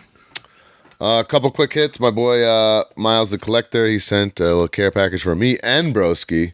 I think he thought this was going to be Broski's brand new shirt, but it was only for a short amount of time. He makes like the nicest soft goods wrestling figure stuff out there, I think, today. Check it out. They know it. Wow, that's cool. Two-sided. Broski of the week. I think Mark had this in college. He isn't threw this one in your package. We could probably give this to Heath. That's funny. Old school Sting shirt. One of my ex-students I saw at KenCon apparently opened a wrestling soap company. Top Rope Soap. All natural Rope stuff. Soap. I'm going to give that a try. I have very sensitive skin, so I'm down with this. But I picked out a Babyface, and this one is Sleeper Hold. I like it. A grail item that's just straight up me TNA nerd thing that I've had on my saved listings for like 2 or 3 years now. Finally popped up. Oh, let's hear it. Came in. I couldn't believe it was my size. It looks like unworn Let's from see an it. international seller. I was so fired up. Paparazzi's Productions. Oh, wow. The I Spy, the original TNA Alex Shelley, Kevin Nash t-shirt. I was like Whoa. fired up to find this. It just came. I mean, like literally, but I might say, like not even like oh, not my size. Like has been nothing in 2 or 3 years. Finally came. That as a collector, you guys know that's a good feeling. And last but not least, my favorite thing I got this week, the man that just got absolutely screwed, and I hope this Friday he gets his win back. Because you're toxic, Matt Cardona. You're toxic. Kit Wilson. I gotta get that now. Look at him. I feel like I need that for my collection now. There you go. Guys you work Courtesy of J&J Figures, by the way. Shout out to the boys. No, not guys I worked with, but like my miscellaneous shelf. The guys I squashed shelf. No, like I think I'll put like the Striker and Corvan for my there debut. you go. And then this Matt is Cardona my other history. debut. Yeah, my Matt Cardona history shelf. All right. Is that still on Ringside? I gotta get that. Probably not. I think it was like 111, 112. Yeah, it's getting up there. It came out last year. Yeah. All right, let me rapid fire through some things. Junk Shop Dog killing it. They also made some Tanahashis. Sent them both to me. Now I don't know which one I need to keep. That they're not just repaints; they're different molds in the head, which I thought was really, really cool. Something I didn't realize in advance. It's a different upper body. Different upper body as well. Okay. Oh, damn. No, you're saying different upper body because the head's different. Oh, Yeah. true. Right. Yes. So I don't know which one I want to keep, but awesome. And I mean, a lot of people. I mean, when people, at least from what I gauge, is that people usually picture Tanahashi in white gear, and I think That's that what one. I mean, yeah, like as a The fair one weather that is Tanahashi in like fan, the that's how I black picture him. tights, the one that's in the black tights, I think is the one that the NJPW Super 7 figure is based off of. Yeah, but so that one actually. Maybe this is the one I do keep in the white. But speaking of Japanese legends, look at this. The Deathmatch King, Matt Cardona. Did we talk about this last week? Did those come in like right after we logged off or something? They must have, right? So because you were selling them on your whatnot on Monday, and I was going, man, we didn't really like. Yeah, so this is incredible. For those who don't know, I work with Junk Shop Dog in advance because I knew I had 3. You know me. I'm a figure whore. I try to get every figure I could, but it didn't make sense to get a Junk Shop Dog because he only does Japanese wrestlers. I said, well, I'm actually going to DDT for 3 shows. What if we plan 3 outfits, 3 figures? And we did it. And this is the first one in the King Koopa. That's the kind of forward thinking that makes your indie run absurd. Right. You know? So and that's not a shot. That's an observation. SDL needs it because she's on the package. She's actually on the package of all 3 of them because they didn't switch the packaging. But this is incredible gear. This one I won the DDT Universal Championship. And why this figure means so much to me is because when I was in Japan, my grandma passed away, and I obviously couldn't leave Japan to get back there in time. So like I just wrote like Nana on my wrist tape, and it's on the figure. Yeah, so I saw your post about that. I had no idea, or at least I don't remember that. So very cool. So it's just a little hidden detail, that I'm like, hey, like, can we include this? Like, why not, right? And they did it. So I really, really love this figure, the King Koopa S gear from when I won the championship. And then there's 2 other ones. So then there's the USA when I wrestled Maki Ito and I was covered in blood. So you can get that as well. I'm not going to open those right here. And then the all black and gold Indie God, like written in Japan, Japanese writing from when I lost the DDT championship. So get them all, junkshopdog.com, get them. I have a bunch. Obviously, I won't be able to sell them, so I don't know what I'm going to do with them. They're really, really cool. That was my other question. Yeah, I don't know. But really, really cool. I just love this style of figure, the Popey figure. And it's very fun. I actually, J&J had a nice booth set up at KenCon, and I walked TJ over just because I know he's such a Japanese wrestling nostalgia guy. I like to see him. Like, do you know they make these? It's pretty cool, to see the array of talent. Junk Shop Dog makes some incredible stuff, and he's an incredible guy, so I'm honored to be in the line. And I love my time in DDT. Some of the best, even though it was just 3 shows, it was just, oh, man, I just loved it. I love Japan. I love everything about Japan. I can't wait to go back there now with WWE. Do you guys have anything else? Or I'm all done. Dunzo. Okay, guys. So when I was taking apart my toy room, I was analyzing my Hasbros, right? And I was giving them what I like to call the click, click, boom test. You know what I'm saying? This is like when you tried to big league me about my Piper. Yeah. Did you fix them, by the way? Like, I will, and I see it. I'm not gonna lose my mind about it. But also, my Macho Man's like the same way. I don't know if there's something about the white on Hasbro figures. And Dusty's listen, boots, like. And I agree with you, Brian. Like my Lucy's don't need to be 10 out of 10 mint because we have them in on card. And then there's that, right? Okay, but then there were 6 Hasbros that I had that I felt not. Were they not 10 of 10? I don't even think they were like 8 of 10. And I was like, I can't do this. Okay. I'm Matt Cardona. I'm the Michael Jordan of collecting. I can't do this. So if you follow Mabel Toys on Instagram, he's a crazy SOB. But he has like a store of, I don't know what he does. I think he just buys up entire Hasbro's collection. So he has like I need to go vlog at his little setup. He has like a whole thing of Skinner. Like it's by character. So I said, dude, these are the guys I'm looking for. Can you find me the mintiest mints that you got? So here we go. We got Sid Justice. I He's a weird one to find mint, too. Yeah, obviously, the fingers. Mine had the click, click, boom problem. Okay? And it wasn't even like totally broken, but a little broken. And I'm a psycho. Right. You know what I'm saying? So this Sid, works perfectly. He also got me a Nasty Boys Brian Knobs. Okay? So now these are like 10 out of 10, if not 9 out of 10. Yeah, it looks great. Okay? This one was hard to get one. Purple Warrior. Yep. Okay? Now this is where it gets crazy, guys. Okay? He was tracked down this for me because I wanted a minty, minty, minty Hogan. Now this packaging is not minty, minty, mint. Yeah, but obviously that's what it's meant for now. Right. That's a let him breathe now, there. Baby. We're going to let it breathe right now. And God, you didn't even use like pressure to get that off the bubble. We have a minty, minty, mint Hogan. There it is. Honestly, there's a little hiccup in the action. What? No, it's working. It's working, but if you're not here, there's a little I know, but the hiccup mechanisms break over time. It's just really nothing. There's like, we've talked about it before. Whatever the mechanism is on the Axel Rotten into GRE ECW figures, it just breaks. Like, there's nothing like you can do. Right. It deteriorates or something on the inside. So there's a Hogan minty, minty, mint. And guys, this is where it gets nuts. Because he had a Luger and a Yoko. But I'm like, it's not quite mint for me. I'm like, how mint you got? And he said, I got mint. Oh, no, don't do that. No,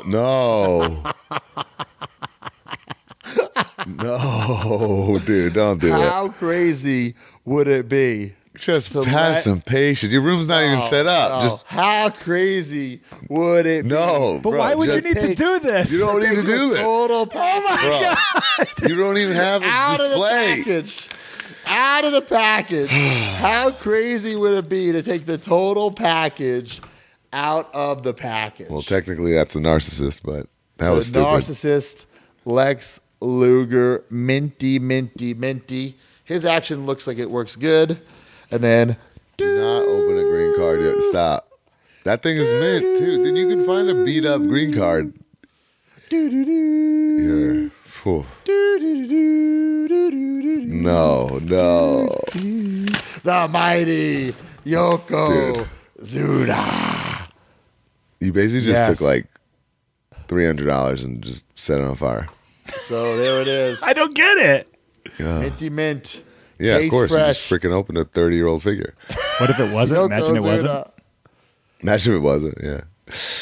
But yeah, there it is. So I got Yoko, Warrior, Hogan, Knobs, Sid, and Luger. What was wrong with your Yoko that you needed that? There's something like on the feet, like his feet are His painted feet in chip. black. Yoko's feet chips, yeah. Yeah. Please. Jesus Christ. So I got those. That WWE money is talking. Yeah. He treated himself, Was boys. there a signing bonus or something? I actually bought these before. Treat Bought these yourself. before. All right. Are we headed to the Q&A? Let's go to the Q&A. Q&A is brought to you by Blue Chew.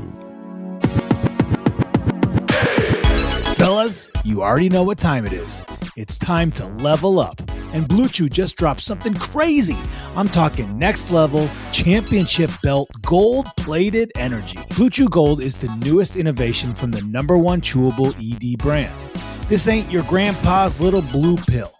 This is the 4-in-1 beast that's setting the gold standard for performance.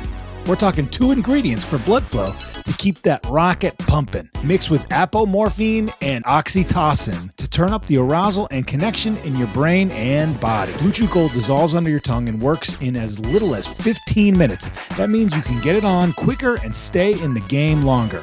Elevation without hesitation. This is peak passion and peak performance in a single tablet. Next time she sends you a "you up" text, answer with a picture of Blue Chew. Make life easier by getting harder and discover your options at BlueChew.com.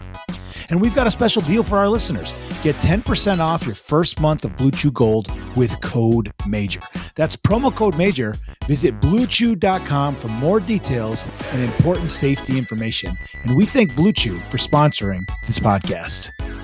If your bed could talk after this, it'd be asking for a break.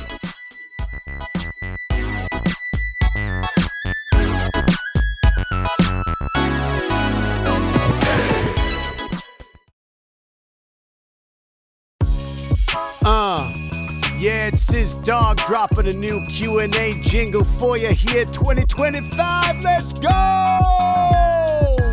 It's the Q&A for the Major Pod. Here's your chance to ask all you want. Like the Deathmatch King, you'll be riding high. That you're the one that got the major prize. If you're HARD and ready to rock, then post a tag, Ask Major Pod. Did you need Blue Chew for the Third Eye Blind concert or whatever? First off, it was the Goo Goo Dolls at the Hard Rock. But something else was hard as a rock later that night. Thanks to our good friends at Blue Chew. Check them out. All right, guys. Ask the Q&A every single week. Ask Major Pod. If we read your question on air, you will get a prize. Hold on. I got to put this on the screen. Yeah. Tell me without telling me, Matt is back in WWE. Rips open Lex and Yoko Hasbro's. Billy Peck, that's got to be a clip, right? We got to make a clip of that. Oh, yeah. Come on. I just assume you did it for a clip. All right. Questions? We got Matt's question here. If you could pick one figure that has come out in the past 5 years and take it back in time with you to when you were a kid to play with your fig fed, whoa, this is a great question. A figure that you would be blown away by as a kid, what would it be? Man, I think just the figures in general are so great, but to me, it's more so like the place that's like, I don't even know if this is the past 5 years, but the Slambulance, or like the stuff like that, right? That's definitely, or even like the neon entrance stage, right? Yeah. Or the fact that we just got Piper's Pit.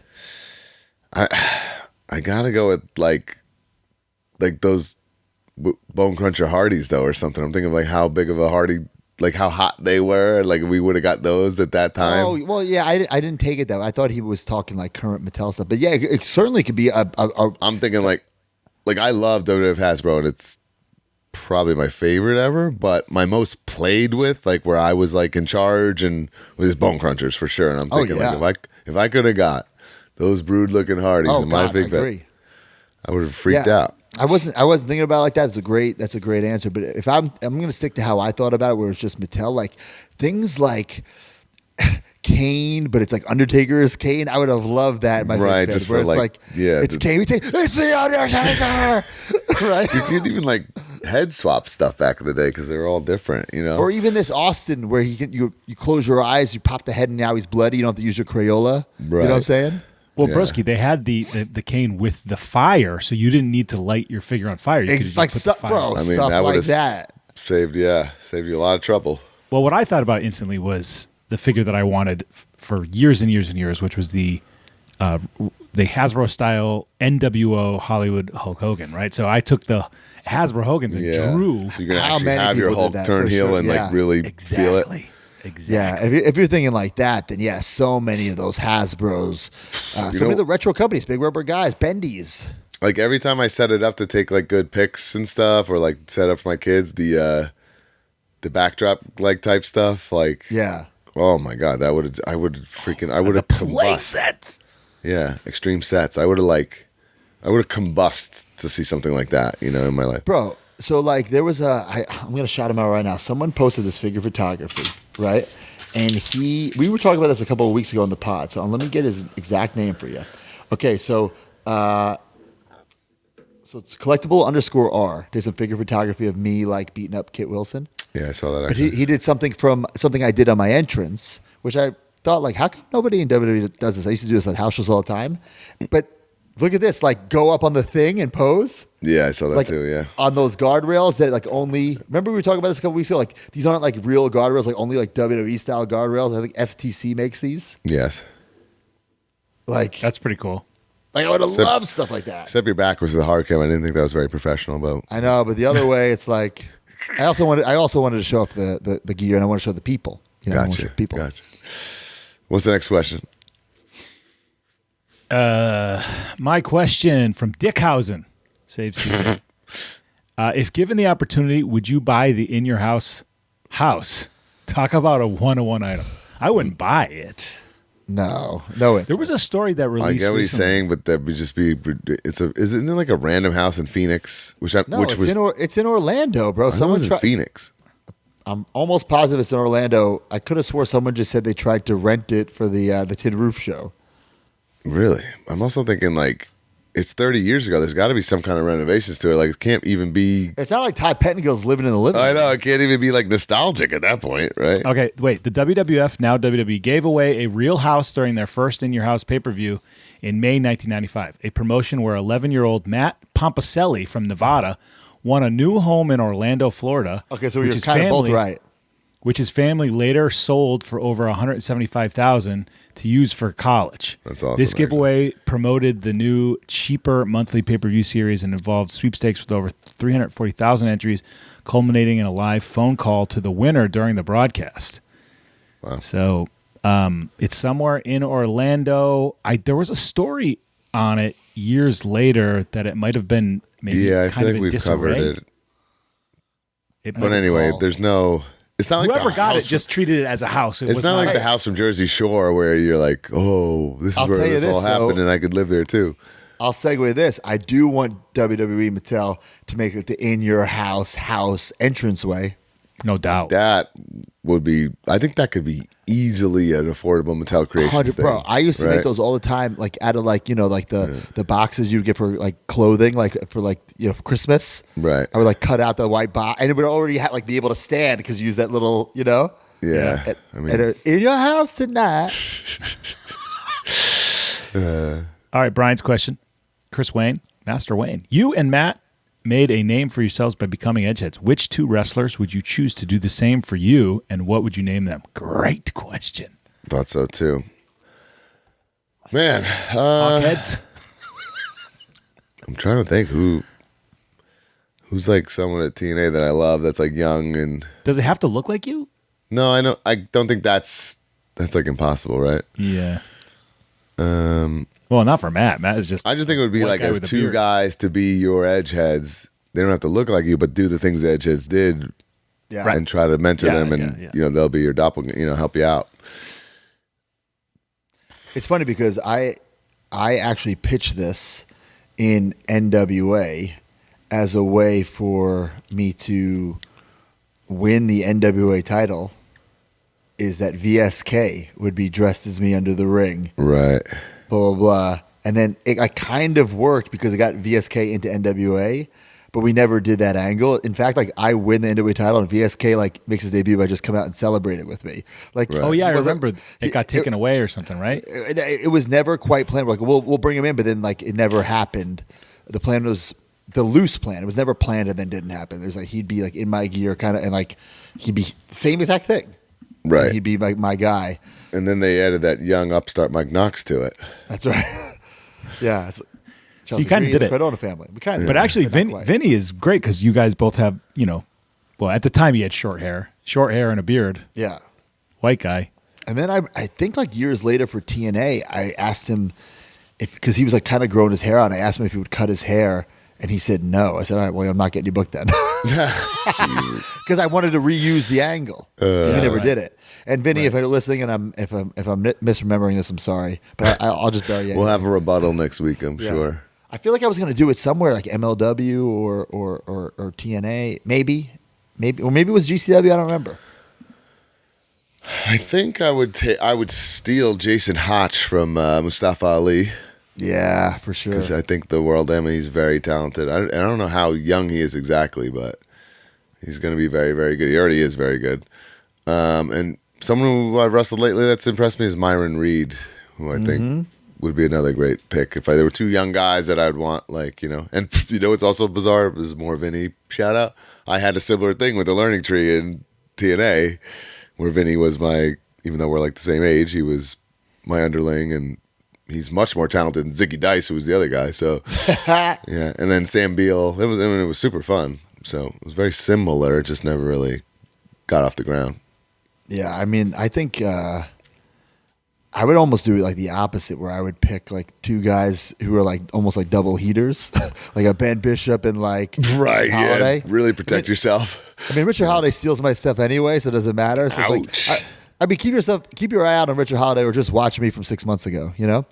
Way off topic. Did you see this interview that Richard Holiday and Ben Bishop did after the ACW championship win? No, but I saw that they're together, and I think it's a great idea for both of them. I think they are the future of the business. Great idea, but they got interviewed by an interviewer that was like 6'7". So Richard Holiday looks like he's 5'2", and Ben Bishop looks like a normal guy. And it's like, who fired that guy? It was Scott Mitchell? I don't know. It was ridiculous. They had to do the Tom Phillips splits. Oh, my God. Well, I can't really pick this. I can't have Stooges, but the two best guys, it would be I think, on Tony Nese and Arya Daivari. You're right, yeah. I think Alec Price and Ryan Clancy are two of the best guys coming up right now. Okay. All right, guys, let's go to some good housekeeping. This is a long podcast. Bro, this is breaking records here.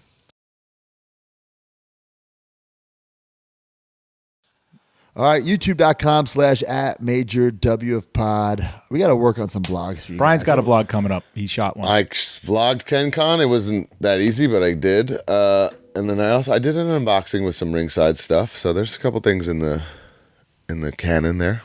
Okay. And I will say this: it's months away, but my toy room vlog. I think, Mark, we need I think GoPro might have to come. I think we need a hard cam, roaming cam. I think you should vlog putting it. I can't. Assembling it in bits and pieces, not like I'm in one day. Just record when you record and just get So he has been doing that. No, and if you want that, you can see that on our behind the scenes vlog. But what's Brian saying would be a smart idea, but it would just slow down my process too much. I can't do it. Right. It would just slow me down. I think a tour at the end is. Obviously fine. that's easy. Then I think awesome. that. I think you could do it, but also if I just came down with my camera, I could do it. But I think GoPro being there would be great. Hard cam. What's that? If you had a hard cam. Oh, hard cam for the tour. Yeah. What? Why? So you could put your back to it and pose? Well, I have a big back. MajorMarks.com, Patreon.com/MajorWFPod, the family, the subscription service, the community.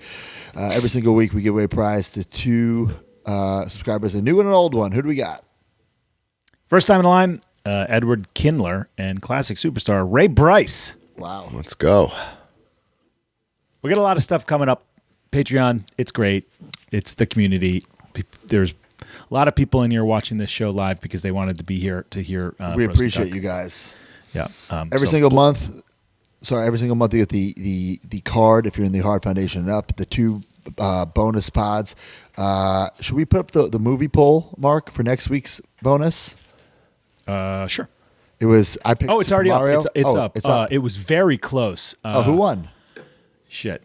Keep talking about Patreon. I'll find All right, we're going to do another bonus, and then of course they have my Ask Matt Anything. I'm doing it this month on all my indies. What I did in the past 5 years. So ask me about that. Brian, Mark, Shoes have Bruising for the Toys. Of course, it's Figure Dissecting with D Freedom. Let Him Breathe with myself. Silver Linings. Oh baby, Heath's Happy Hour. So much cool stuff on MajorMarks.com. You get this podcast early and ad-free. Don't have to sit through commercials. And then, of course, if you're coming to the Hardy Party, you get to cut the line if you're an Ultimate member. Which, guys, I think for time purposes, we're going to do doors early and might knock some stuff out early with the signing and photo ops. And Brian, stuff. I'm going to let you figure out the logistics on that. I'm going to do it, and I think that's the best way to go. So we shall. Yeah.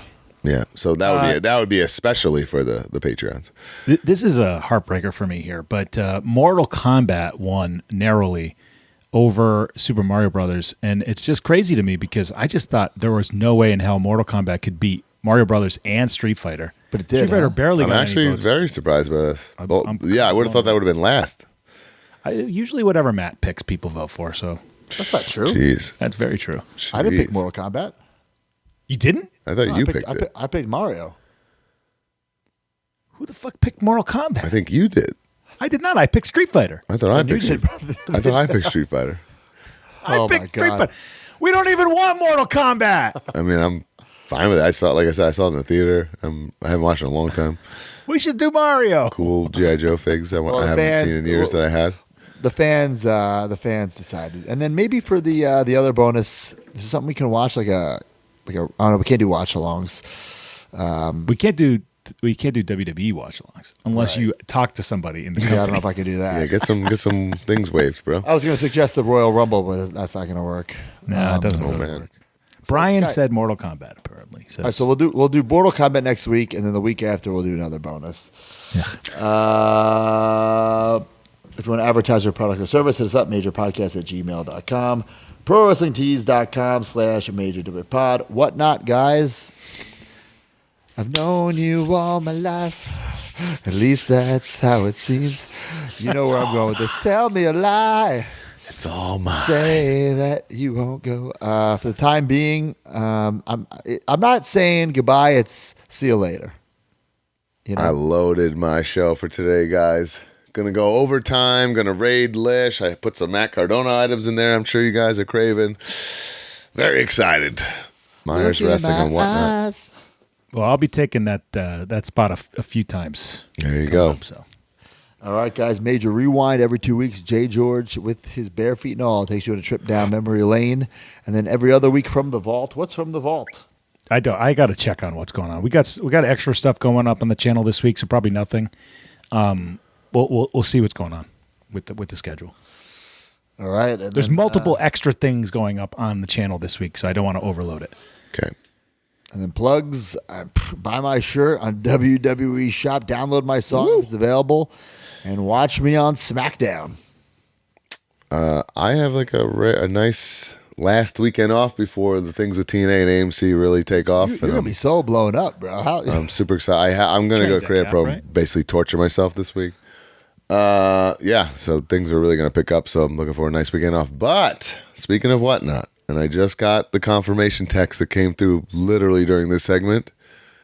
This Sunday, late night, on my whatnot, it will be a live stream, but a live tutorial of me teaching my special guest who will be there signing autographs and items that he's bringing, the great Big LG, Doc Gallows, in the house, in my playroom, selling on whatnot. I thought And you said the great Khali. no, and I'm gonna show him the ropes. He's new to whatnot. I said, dude, let me show you everything. Take my hand, child, and we're gonna have you trust me if you know Drew, we're gonna have a good time. So that's gonna be a can't miss destination programming. Awesome. Well, Chad here calls me out all the time about this. Chad, do you live near me? Do you want to come over? You can help me put together the shows, okay? If you want to come over and help me do this, I'll give you a portion of the money. Me, Lish, and Rockman and Dan, we had a whole whatnot summit talking about what goes on, and we've mentioned Rockman and Dan a lot on this show, but what Broski was paying for is a hell of a service because Oh my God. I would sell more in there, but I can't. I get too overwhelmed by the packages, and So I completely understand what Broski did. I wasn't doing this anymore, but when I did do it every week with you guys, I just gave my brother a portion of what we made. It was like a percentage. Right. So, anyway, we got a residency in Texas at the Esports Arena, and I will be back there for the entire month. Sick. All right, guys. Well, listen, not only is the podcast not over, it was 3 hours. That is toxic, Matt Cardona. Toxic. Oh, I forgot. I'm back. A lot of Wrestling Open dates coming up with VSK. Are you ever going to wrestle again, Mark? Well, I'm still hurt, technically. I don't Your feelings or your body? February. My surgeon is being a hard ass. Okay, we're done. See ya. 1, 2, 3. I'll be back, Jack.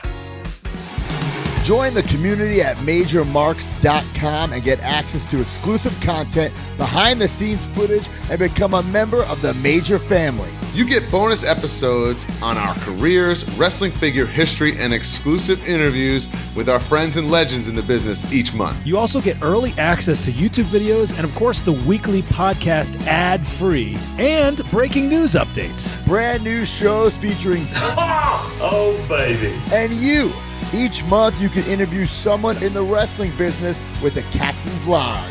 Also, buy, sell, and trade in our exclusive Facebook community where people have become friends in real life. Certain memberships include merch like monthly trading cards and quarterly mystery gifts. Become a Major Mark and join MajorMarks.com today.